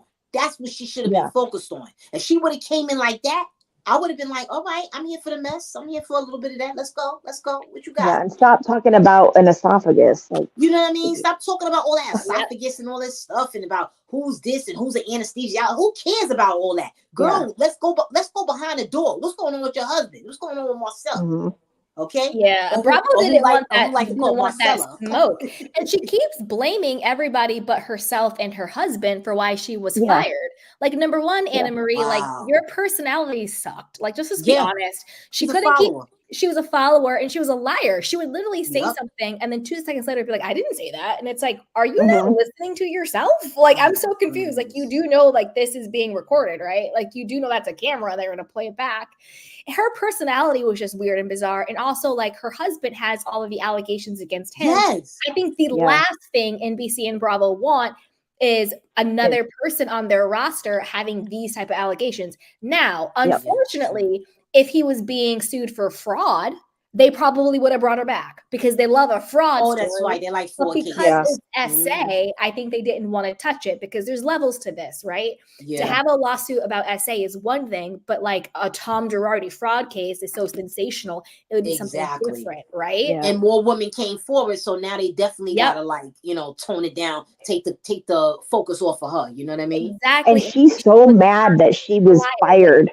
Yeah, but what I don't understand is why are you getting mad that you fired? Do you want them to focus on that? Because if they do, that stuff is gonna come out about your husband, and it's not gonna look good. And he's gonna be mad at you. He's gonna say, "Oh, I know," but for her to be going on this whole publicity tour, she's just showing her behind.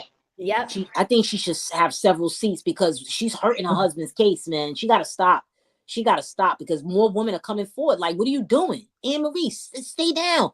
Like, seriously, call ceasefire and take care of what's going on in your household.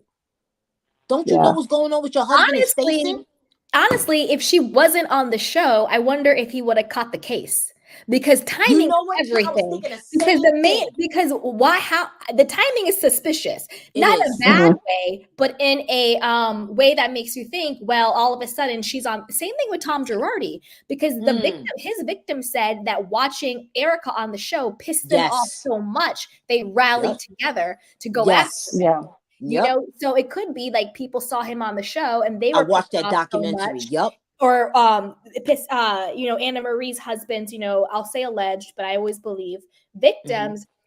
Same thing, because it just so happens that once she's on the show, it's in page 6 what's going on. That's right. That's You know, right.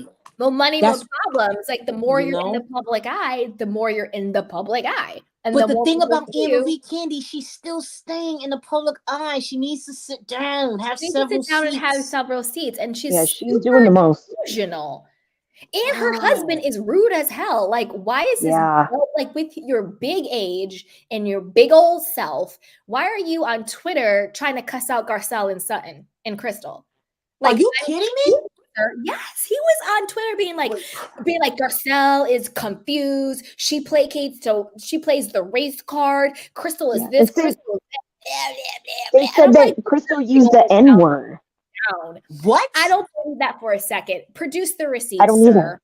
Produce Yeah. the receipts, sir. Oh, Like, come on. absolutely, I don't believe that at all. I think that I personally think they were getting all of their marching orders from Lisa Rinna. If you listen to her on Carlos King, it's regurgitating all of it. She's like, Crystal told me that Rinna lied all the time on the show. It didn't matter. And Crystal said to me that, like, you know, she said, oh, I got my drama for the storyline, so I'm going to come back. And then she was bashing Garcelle, you know, being like, oh, Garcelle plays the race card and nobody can go after her and blah, blah, blah, blah. And it's like, that's not true. All of That's those not women true. have gone after Garcelle. Exactly. Is that a joke? Every last one. She Like just Anne Marie, holds if you her was own. watching the show, if you was paying attention. Exactly. Oh no. And I can't believe Marcella went after them. Is he crazy? You're a man. What are you doing? Yeah. Well, we I know understand you what wanna kind of defend your wife, but come on. quote man he is. He's Do you giving think Joe Gorga vibes. he Yeah, respects like what are women? you doing? Given the allegations against him, you think he respects women? You see what I'm saying? No. That's what I Yes, mean. They he be is. calling women out their name. They be coming in women's face like, what you And, gonna do? What you gonna do? You know who also does that? Michael Jordan's son, Marcus. To me, Really? it is Oh, such yeah. a turnoff when a man wants to cuss out women. It's the most disgusting thing to me. He was at the reunion, the Miami reunion, and he was like, oh, I wish I was up there. I can't wait to get up there. Oh, what I would say, blah, blah, blah, blah. And I'm like, to women? Like, you had the opportunity to cuss out these ladies in these gowns? Like, excuse me? Wow. I called him Marcy. I was like, okay, Marcy Marcus. Seriously. And you What mean to the tell? hell? No. And you I know who else was can't like imagine. that? NECA's husband. He was slimy as hell too, because he was on Oh, the yeah, he reunion said and he something. was like, "You better talk and don't let us talk over you, or else I'm gonna talk for you." And NECA was like, Yeah. "Can you calm down? Because like, no." She was like, if you're gonna do all that, you can be like Juan and leave." Again, Ooh. it's disgusting. Yeah. NECA's husband. It's Wow. so disgusting when a grown man is like wanting to cuss out women. To me, Yeah, it's so vile. It is It so is. vile. I don't like that either, Kenny. It gives me like that. Ick. Like you're not a man. Like that's that ick factor. Like what are you doing? You coming at women? Like especially when they get in a woman's face. Like what you gonna do? Are you serious? Exactly. What are you doing? You puffing up your That's chest what for a Joey Gorga female? does. Uh-huh. He's done that numerous times. I don't like that though, and I Me don't know either. why Andy. I don't know why Andy don't say something about that. Like, no. Get the bodyguards. No. Back up. You're not gonna do that with my women up here. Like Andy, come on. Yeah. This is you can control this too. You got the authority. Get the bodyguards. What you doing? You coming in her face now? Come on, man. I'm a man. I mean, what are you doing? that's the thing. Well, I mean, Andy isn't any better unless you're his favorite. Andy will tell you to shut up, and he'll do the same exact thing unless you're his favorite. Wow. Think about it. Caroline, not Caroline, what's her name? What's the princess's name from Real Housewives of New York? Oh, Sonia Morgan. No, Carol. Carol Radswell. Yep, Carol Radswell. So Carol got fired because she told Andy that he was scared of Bethany, and that she said it was edited. She called him a punk. Yeah, so that's when it was like she got fired for that. But then Teresa physically pushed him when she was trying to fight somebody else, and nothing happened to Teresa. Danielle. Yep. So it's like I'm confused. Carol, Me too. See, but I don't think he likes Teresa anymore. maybe not anymore because he does Yeah. flip with his favorites. Because Nene used to be a favorite. Look what happened to Yeah. her. Right. Yeah, he doesn't like He Teresa flips it. because they said that the reason why he don't like Teresa, I don't know, they saying allegedly is because she's very aggressive. The way she talks, the way she handles things, like what you see on TV, they said behind the scenes, she ain't like that. Like she is one of those people, she get in your face like, what are you doing? What are you doing? What are you doing? Like she's one of those. Sounds she like gets in your face, she curses at you, all of that. Sounds like Marcus Jordan. I mean, Michael Jordan would be disappointed in his son's activities. Yeah, because Michael Jordan, he was a ladies' man. He was a good-looking man, all into the lady. He would never do that. So where's he learning that from? Where's he learning that behavior? You know what it is? It's the fact that he doesn't have any self-worth or any identity. Like every endeavor he does, it's because he's Michael Jordan's son. He was like, I'm trying to get out my father's shadow. But it's just he's a punk. Like he's a punk. And then even Larsa was like, I don't have anyone when she was arguing with the other girls. And in my mind, I'm like, well, if I'm dating Michael Jordan's son, I sure as hell should have something, but it seemed like he wasn't giving her any money. And I'm not talking about being a gold digger or anything like that, but like if you're dating Michael Jordan's son, like maybe he could like, I don't know, pay for a meal, give you something. But it seemed like Larsa was paying for everything herself. But again, I think their relationship was like a PR relationship. And that's why she said, I don't have anyone because he wasn't actually really there for her. I think that Larsa, she seems like a very like she has the potential to be a good woman. I think she's a bad picker. You know, I think she goes after Birdie. She lost me for life. Yeah, like and she doesn't like black women. Oh, I don't watch Real House of Miami. I didn't know that. In my personal opinion, I don't think Larsa likes black women. That's why she was best friends with Kim Kardashian. They like to appropriate. She's trying to appropriate black women. They appropriate our culture without respecting the creator of the culture. Yep, exactly. Yeah, that's what the Kardashians do. Exactly. That's why she was best friends with Kim and all them. That's why she was so disrespectful to Gertie. That's why she dropped Kiki like a freaking hot potato, played Kiki. Wow. Kiki was up there crying, like my friend Larsa. I'm like, Kiki, boo-boo, Larsa's not your friend. Wow. Like, I'm confused. Like Larsa is not your friend. So she was using a girl. She was using Kiki when Lisa and Larsa were beefing. She used Kiki to have like an ally. But the moment Lisa and Larsa got back good, they dropped Kiki.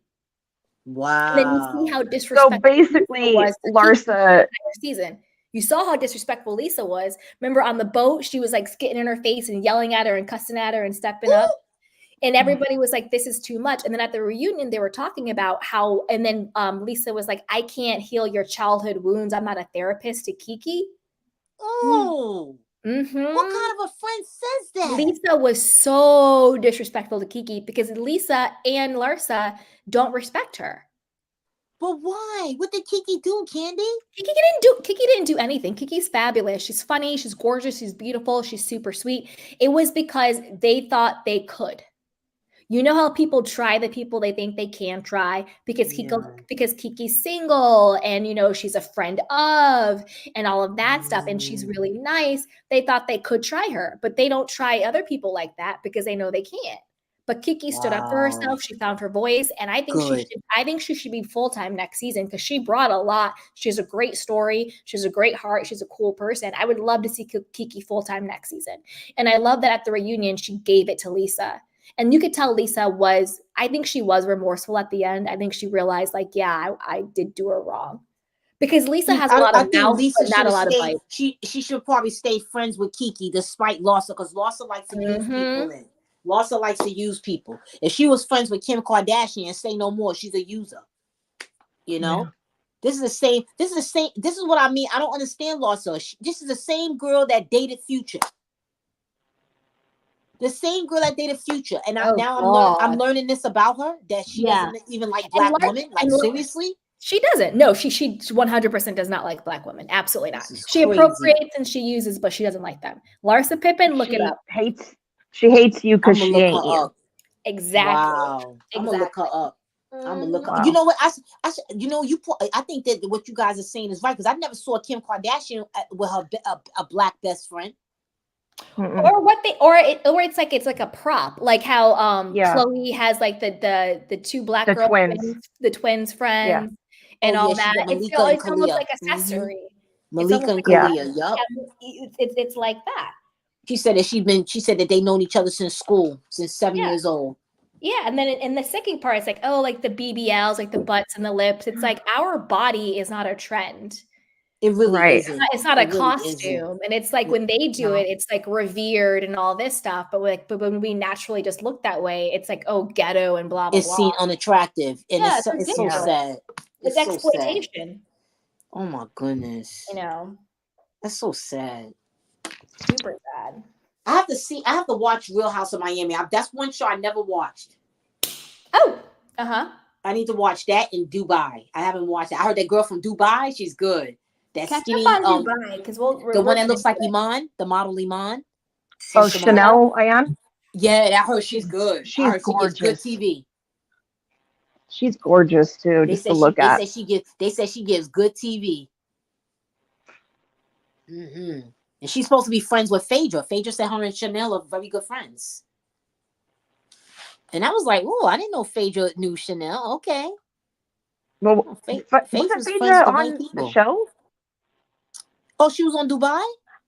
I think she made an appearance. She was because they were Yeah. testing Phaedra to either be on Married to Medicine or Dubai, and she ended up being on Married to Medicine. She's actually very good friends with Chanel in real life. I was seeing a lot of her, how you call her videos and stuff on YouTube.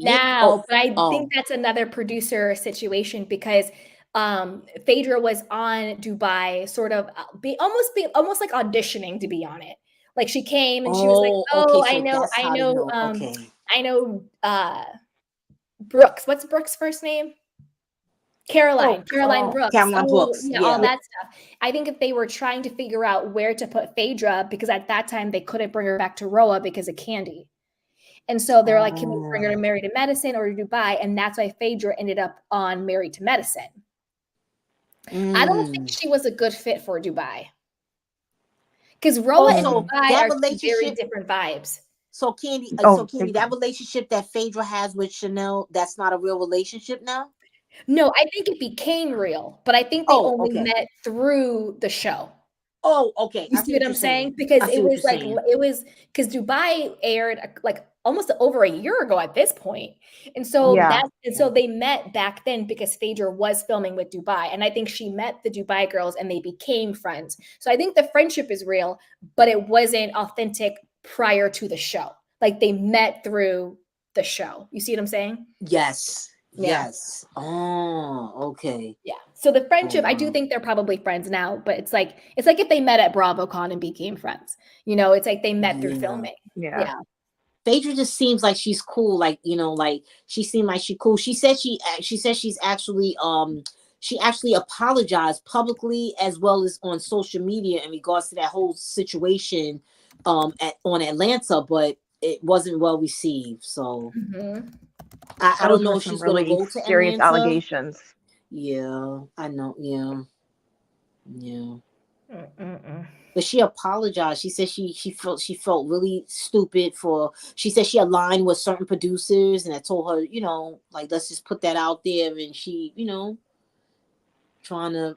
I believe that. I believe she got caught up. And she in said that. she was She was also angry. She said she was also partially angry at Candy for not having her back with the whole Apollo and her divorce, and you know, just she said. So I felt bad for Phaedra. Like I knew what she did was wrong, but she seemed very sincere. I don't know. What do you guys think?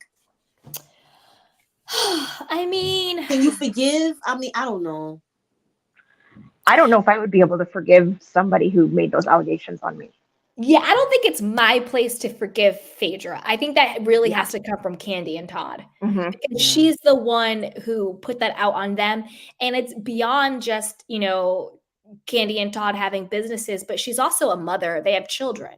So if you're putting out an allegation that somebody is drugging people and bringing them to a sex dungeon to assault them, because that would be the R word, you know what I mean?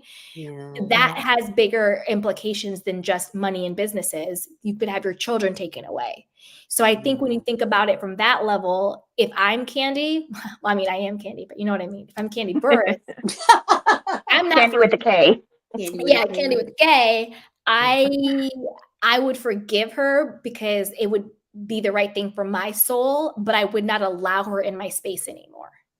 Yeah. Because that's a big thing to put out there on a public platform. And that situation could have gone very differently if somebody took that seriously.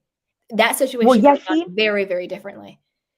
Candy said that people were like calling her Bill Cosby. I don't know if I can say that name. Pill Cosby. Yeah. Pill Pill Cosby. Cosby. Because Yeah. I didn't think it went anywhere. I didn't know that. No, I didn't think Yeah. oh, wow. No, yeah. I mean, you're going to, when somebody puts that on you on a international platform, because it is, you're going to get that. And that's a lot to put on somebody, not just because it could, it could affect the money, which is a huge deal, but she also has children.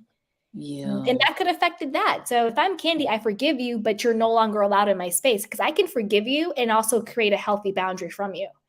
Doesn't mean I hate you, doesn't mean I'm holding a grudge, but doesn't mean that you have the privilege to now be in my presence after you do that to me. Whether or not Phaedra should be forgiven universally and be able to work again and come back, clearly she has been. She was a friend of on, not even a friend, she's like a cameo on Dubai. She was auditioning for them. Then she went to do Married to Medicine. She just did a great job on Traitors. You know, I think that everybody— She's been on the Ultimate Girls Trip. She's been on Ultimate Girls Trip, you know, so she's clearly booked and busy and working and has redeemed herself back in the Bravo world and the world of reality television. And what she said was really horrible, but people have done a lot worse and have been not even, you know, punished at all. So I think it's okay for Phaedra to come back, but if I'm Candy Burris, I'm not messing with her ever again in life. No. Oh wow. No. Yeah. Oh wow. And so what? So do you think it's okay that she's friends with that Candy is friends with Portia, even though Portia was in on that too? Well, if I were Candy, Portia also apologized and Candy forgave her. Again, if I were Candy with a K, I would forgive Portia, but she would not be allowed in my space anymore, because Portia might be dumb, but she's not stupid. She knew exactly what she was saying, and she knew she was on camera, and she knew she was mic'd. And if she really, truly in her heart believed that, she should have taken Candy to the side privately and said, hey, I heard this information that you were going to do this to me. Is that true? But to bring that to the show because she wanted to win an argument because it was Mad Day, forget you, Portia. Because Portia didn't have to bring it to the show. She was the one who brought it publicly to the show. People could tell you anything. I could sit here and tell you something all day long, but if you don't actually bring it to the light, then it's not going to be out there. So if I was Candy, I would treat Portia and Phaedra equally. I would forgive you for my own soul, but you could never be in my presence again. Because Portia is dumb, but she's not stupid. She knows exactly what she's doing. She plays dumb very well, but she's not a stupid person. She knew exactly what she was doing. And if you go back and watch the scene, she has that look on her face like, when she says it. And it's just like, oh my God, go home on the Underground Railroad. I always thought Portia was like a dingleberry and she just fell for anything. So you don't become Portia Poppit Open Williams by being a dingleberry. She plays dumb, but she's not stupid. These women are very smart and they're very strategic and they know exactly what they're doing. They're not where they are by chance. Put it that way. And do you think that Nene is coming back on Bravo? No, I don't think so. I don't think so. I don't believe that. People are like, oh, she got offered for season 13. No, she did not. She did. I don't think she did. That people are saying that. I'm like, that's a lie, because you can't do what Nene did and expect executives to invite you back to their platform. Yeah, she didn't burn that bitch. She blew it up. Candy, I remember what you told me. Candy, I remember what you told me. You said if Nene's allowed back, you said that there'll be stipulations and clauses in her contract. Remember? I didn't say that. Who told? Somebody said. Somebody else said that because I don't think Nene would ever be invited back. I don't think there's any clauses or stipulations under the sun where the people at NBC Universal are inviting Nene Leakes back on their show. No. No, absolutely not. I don't foresee that because you have to think about it from an executive perspective, not from like a fan perspective. Okay. Got it. You know, you're not going to do lawsuits and be as public as she, like, that's the thing. If you're willing to sue a company, you better be willing to never work for them again. You can't say you can't say you're horrible, you're this or that. Please give me my job back. You want to go back to that? Like, it's crazy. And it's not like she's working like a 9-to-5 or some office job where it's like sexual harassment and she deserves to have her job back because her boss is harassing her and it's the boss that should be fired. It's a different ball game. You know, like that would be a different situation. Like if I'm like at my 9-to-5 job and I'm being sexually harassed, then hell yeah, I should have my job back with extra pay and the person harassing me should be fired. Yes, but we're talking about reality television. This is a different ball game. Nene will never be back. They're not having her back. Not the way she handled everything. If she would have handled it like Mariah Huck did on Married to Medicine. Oh yeah, Mariah where she moved in silence and she handled everything professionally and she had everything buttoned up. Mariah is still getting her executive producer check. Sure is. She's still getting her created by credits. Yep. And she still has a great reputation. You sure do. And now she's doing a pilot for her own talk show. Yeah, she got her own warehouse studio and all everything. That stuff. So I'm not saying that if you feel that you have an injustice against you, by all means, if you have a case, go for it. But it's not what you do, it's always how you do it. And that's the problem, where Nene could have had a good case, but she got in her own way. That's why her entire team fired her. Because she was on Twitter saying that they were complicit. And it's like, well, if I'm your publicist, if I'm your agent, and you're on Twitter bashing me, well, then I'm going to fire you as a client. Oh, wow. And what has Nene done since? Like Zeus? Like nothing. She don't have nothing going, really. And she could have, because there also comes a point where you just have to like know when something is dead. Know when it's dead. Yeah. And if this opportunity how's she gonna make money? She could. That's the thing. She could have gone to a different network. She could have started her own podcast. She could have started her own YouTube channel. I mean, look at Bethany Frankel. Me and Bethany Frankel on paper have the same exact job. We do content creation and we do podcasting. Oh yes. And writing. So on paper, we do the same exact job. Nene could have totally done that. Look at Heather McDonald. Look at her platforms. Look at her YouTube channel and her podcast, and she's doing amazing and she's killing it. Yes, she is. Nene is the person who got in Nene's way is Nene. Yeah. Just because Bravo is saying you can't be on Real Housewives, she took that and blew up her own career. There are so many other opportunities in this world other than being a housewife. Oh, wow.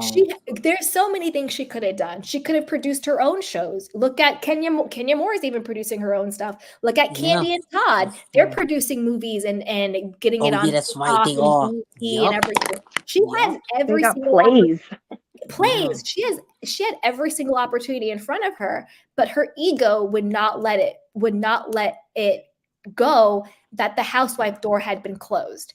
And I actually think if she just would have accepted that and did other projects and with humility, that door probably would have been opened again. Look at Bravo. They're bringing back a lot of the OGs. Ultimate Girls trips. People are coming back as friends up. People are being put on pause, being put back. And you look at it, it's almost like an Anna Marie. Like when Anna Marie got fired, she blew up her whole self. Like, I don't know who's going to want to work with her after how she's acting. Exactly. But then Crystal gets fired and she just goes on and she's like, thank you so much she did it gracefully. She did it gracefully because that keeps the door open, not only just for Bravo, but for other people, because other people are watching you. Yeah.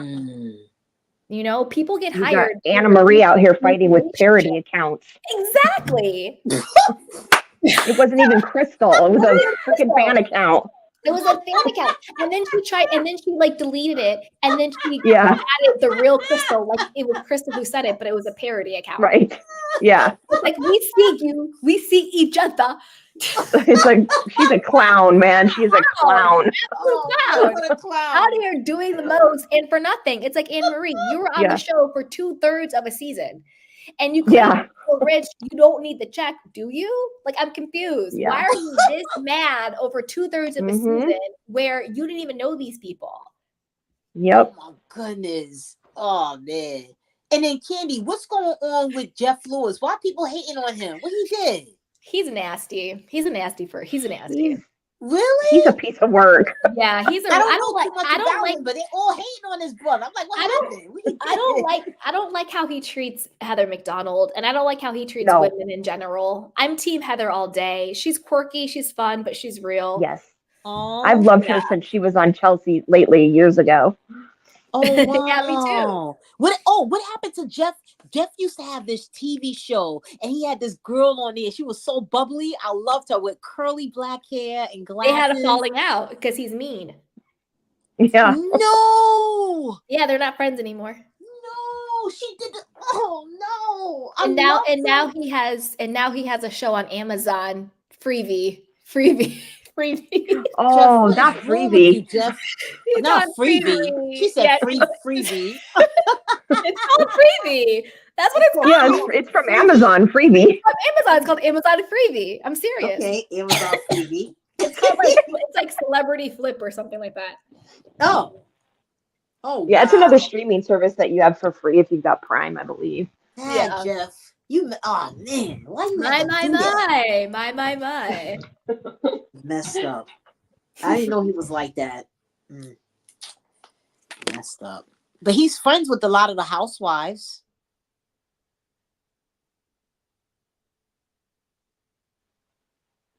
He is. He's friends Yeah, he with is. a lot of the Vanderpump Rules people too. Yeah, he's friends. He knows a lot of people.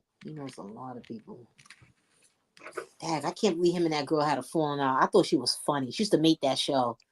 Yeah, he was mean to her. Yeah. Oh no, I didn't know. Oh no. Oof. Jeff is not going to keep his keep things going for all time, man. If he keep going that route. And is that true that Kathy Griffin is also is filing a lawsuit as well? Oh, I don't know if she's doing a lawsuit or not. I don't know. Okay, I know she used to have ties with Bravo too, so used to have her own show.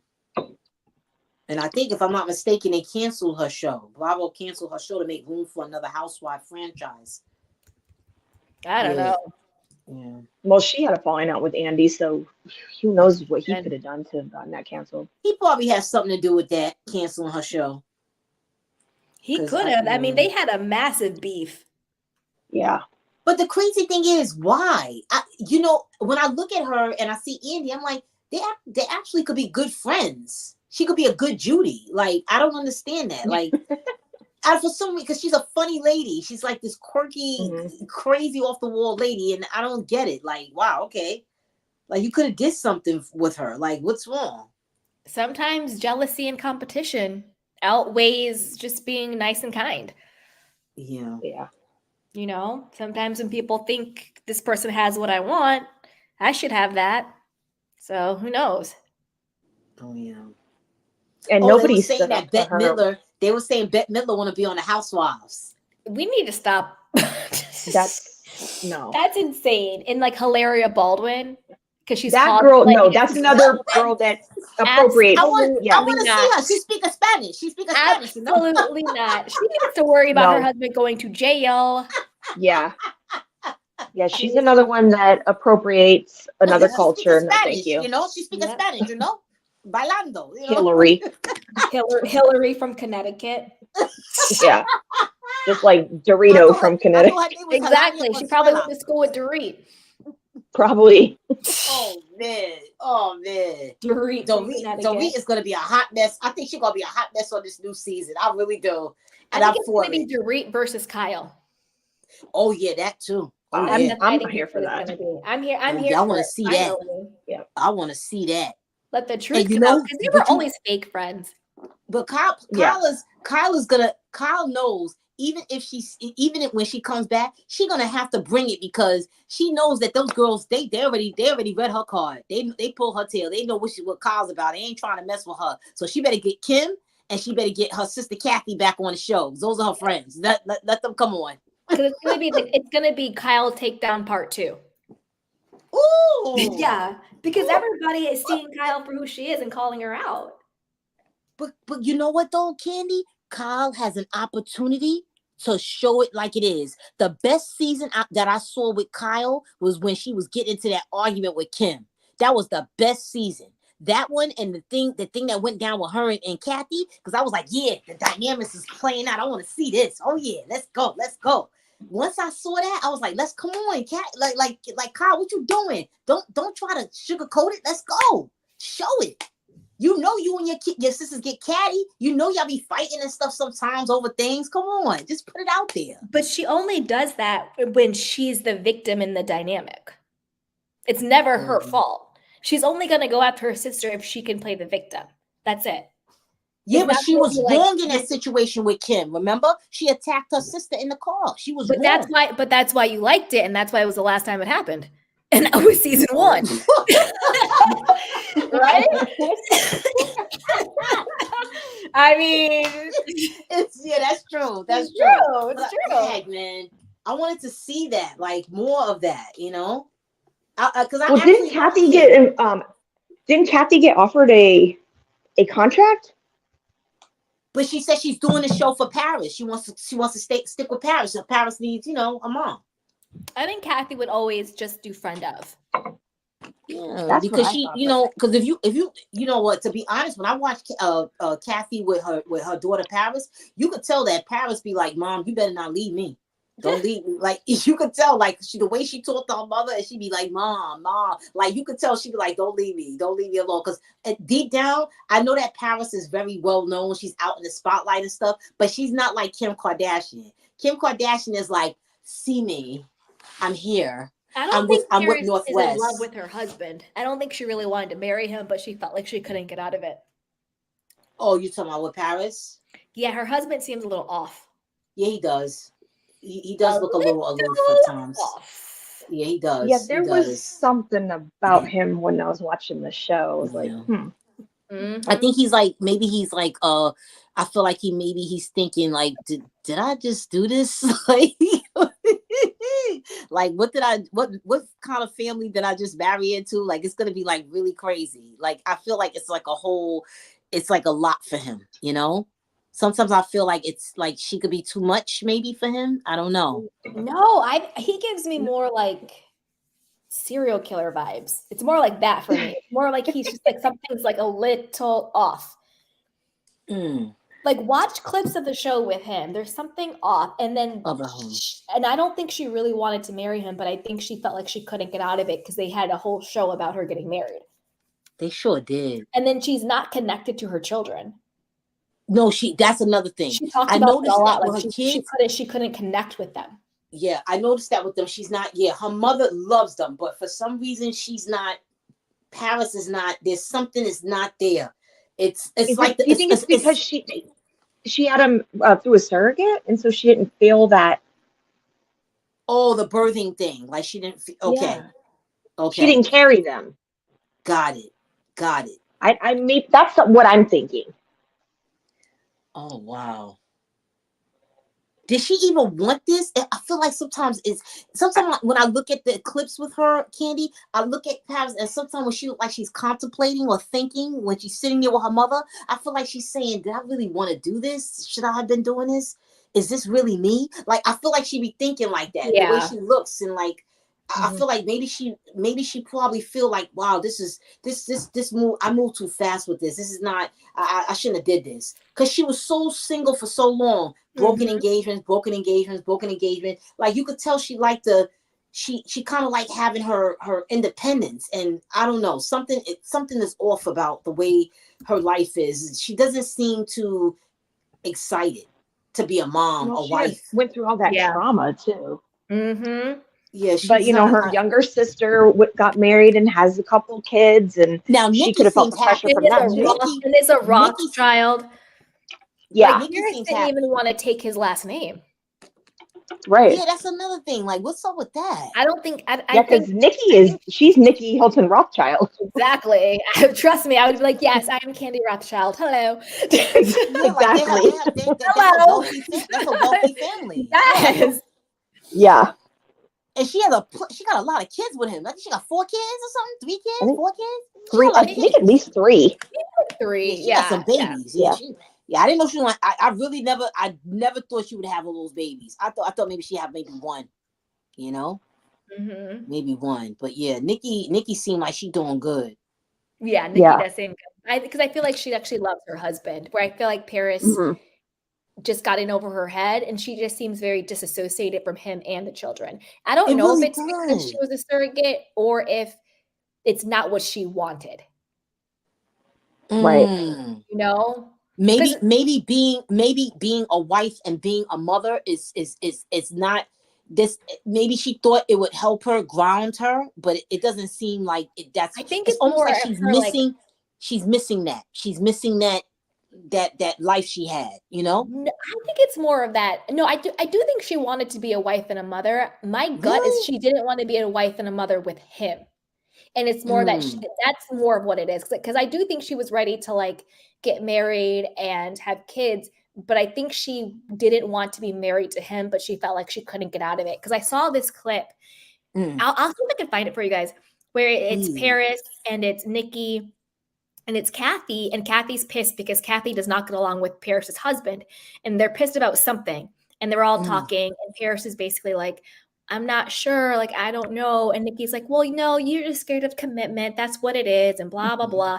And in my mind, I was like, no, Nikki, like if your sister is telling you that she's unsure, don't dismiss her by saying she's afraid of commitment. You should be like, well, if you don't want to do this, we can get you out. And it just seemed like Paris was like depressed. And she felt like, because think about that. Once you're in that situation, it would be really hard to say like, just kidding. Forget this whole show. I don't want to get married. You know what I mean? Oh, yeah, that's true. After she did all of that, that's true. Called Paris in love and everything. I think, and then she probably didn't want to disappoint her family. Another thing, Candy, I still don't understand the dynamics. Why doesn't Kathy like him?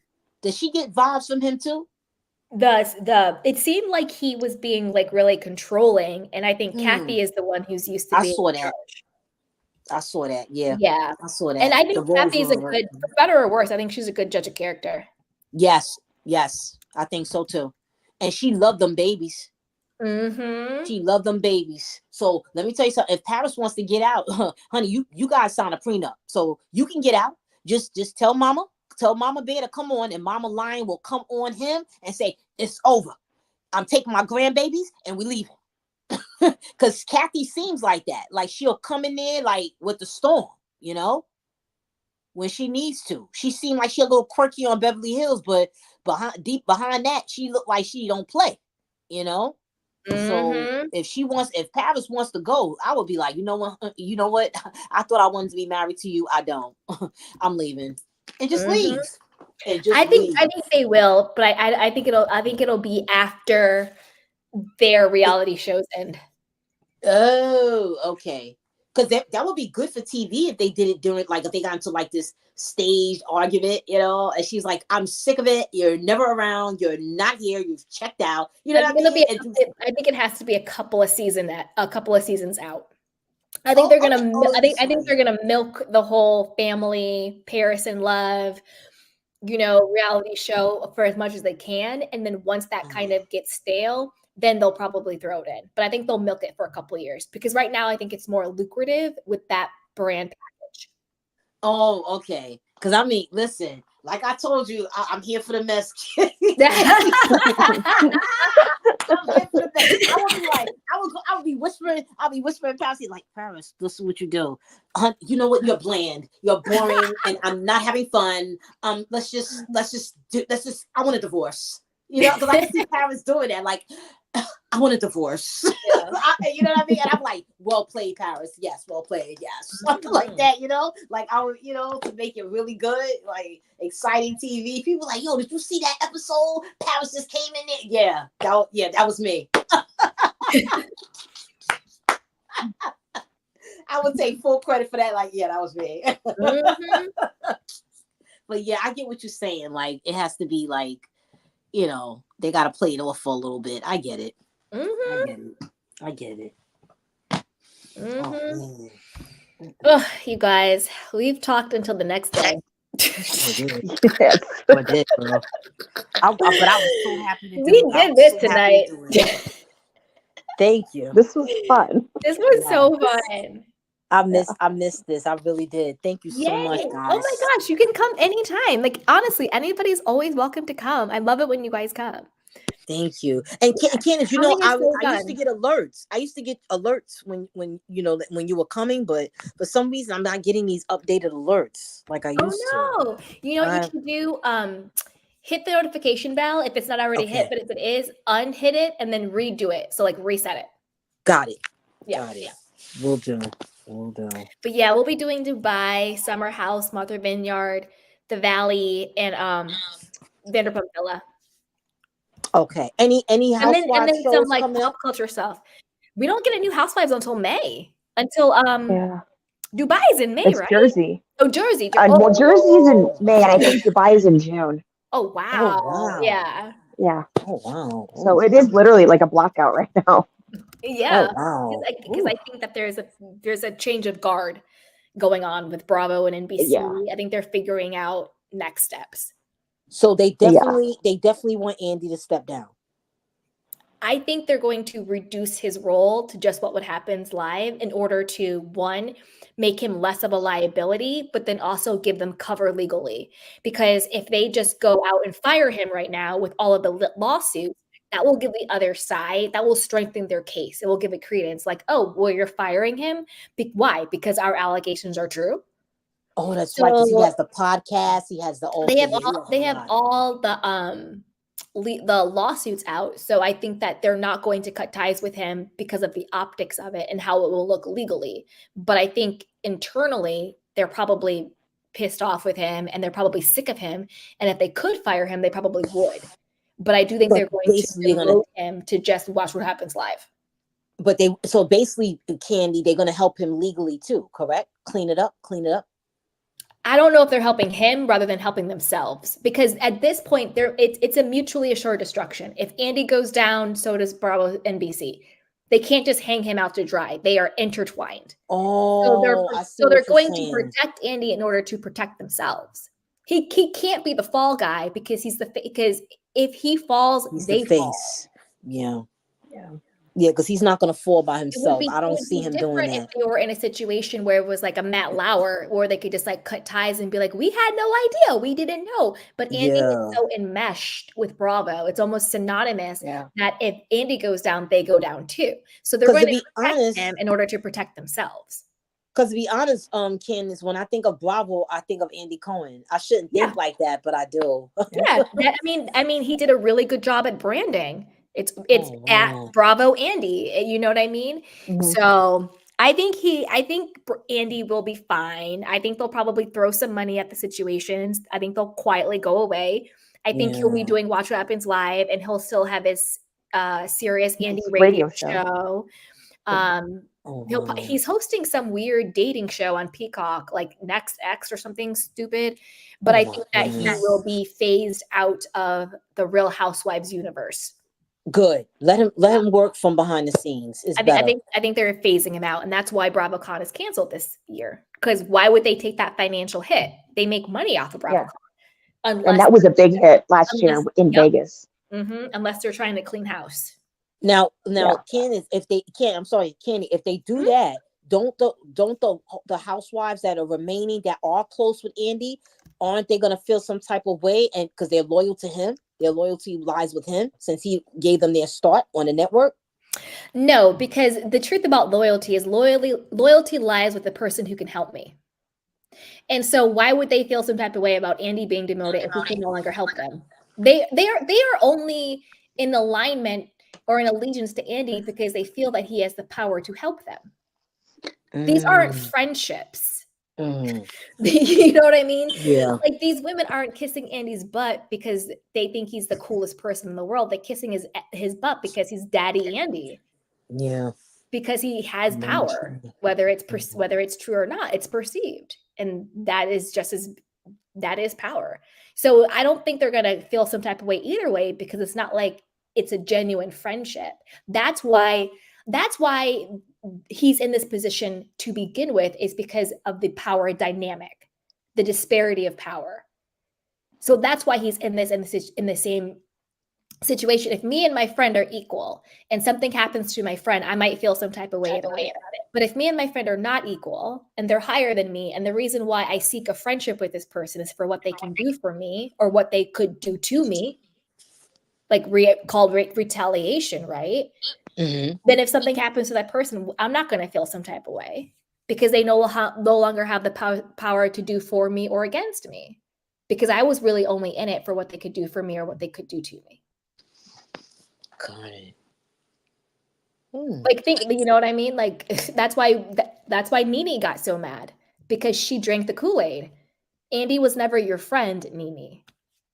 That wasn't a friendship. And that's what they always say, reality TV 101, the producers are not your friends. He seemed like he really did love Nene. Like, he always had her on. He was always coming to the Atlanta, partying with her. There's a difference between having an affinity towards someone versus having a friendship with someone. The affinity is there. Yeah, they have fun. It's a gag. It's a kiki. It's all great. She's loud. She's great. But at the end of the day, he's going to act in his own self-interest. So the moment he no longer has an affinity towards her, all that favor goes away. And so she was like, wait a minute, I'm not the favored one anymore. Well, I'm going to burn it down. Wow. Big mistake. That's why you have to be smart. That's why you have to remember, this is a workplace. At the end of the day, she's a 1099 independent contractor. Oh, wow. Like that's the truth. At the end of the day, she's a 1099 independent contractor. This is a job. That's why she's able to sue, because it's a workplace. You can't sue your friend because your friend no longer wants to be friends with you. But you can sue your boss because you feel like he is discriminating against you. You see? Heck. You got to remember that at the end of the day, this is a job and these people are coworkers. And NBC and Bravo are corporations. We think of it differently as a viewer, but the reality of reality television, everybody is showing up for a paycheck. Oh, wow. Okay. And that's why I don't understand why he still has a job. And so these women aren't actually women. These women are products. Wow. They are products that are being sold. And as long as they can make money off of the product, we're cool. But the moment that product is no longer profitable, they're going to take you off the shelf. And so once they're taken off the shelf, they're mad and now they want to sue everybody. But you should know from the beginning, you're a product. They're making money off of you and they're also paying you. You weren't on the show for free. And if you were doing the show for free, then that's bad on you. That's true.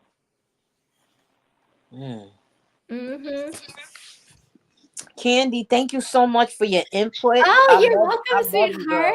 I love you too. I love my candy canes. Yes. My beautiful community. You guys are the best. Oh, my goodness. We should do this like once a week. That it's like all pop culture or something. I will. This is fun. We'll do more chat rooms like this, where we can all come and like talk about life and pop culture. Yes. Yeah. That sounds cool. It's a deal, candy canes. It's a deal. All right. I love you guys. Love you guys. Have a good weekend. And be safe, okay? Everybody be safe and look out for yourself. Look out for each other and be safe, okay? Because the world, it's crazy out there right now. Yeah, it is. Yes. All right. Love you guys. Good night. You too. Bye. Thank you so much to my beautiful channel. Thank you, SJ. Thank you, Candy Cane Girl. Thank you to Adam. Thank you to Natasha. Thank you to Mel NYC Reviews. Who else came up? And to anybody else who came up, if I missed you, I apologize. Thank you. Shout out to Amy, Kimberly, Miss T, and everybody else in the chat box. Shout out to Daddy and to Cece and everybody else. Shout out to all you guys. Thank you so much for joining. And as always, be sure to like, subscribe, and share. Check out our merchandise link down below. We have courses, we have merch, we have all of the things. And as always, you guys, take care of yourself and each other. I love you. Bye.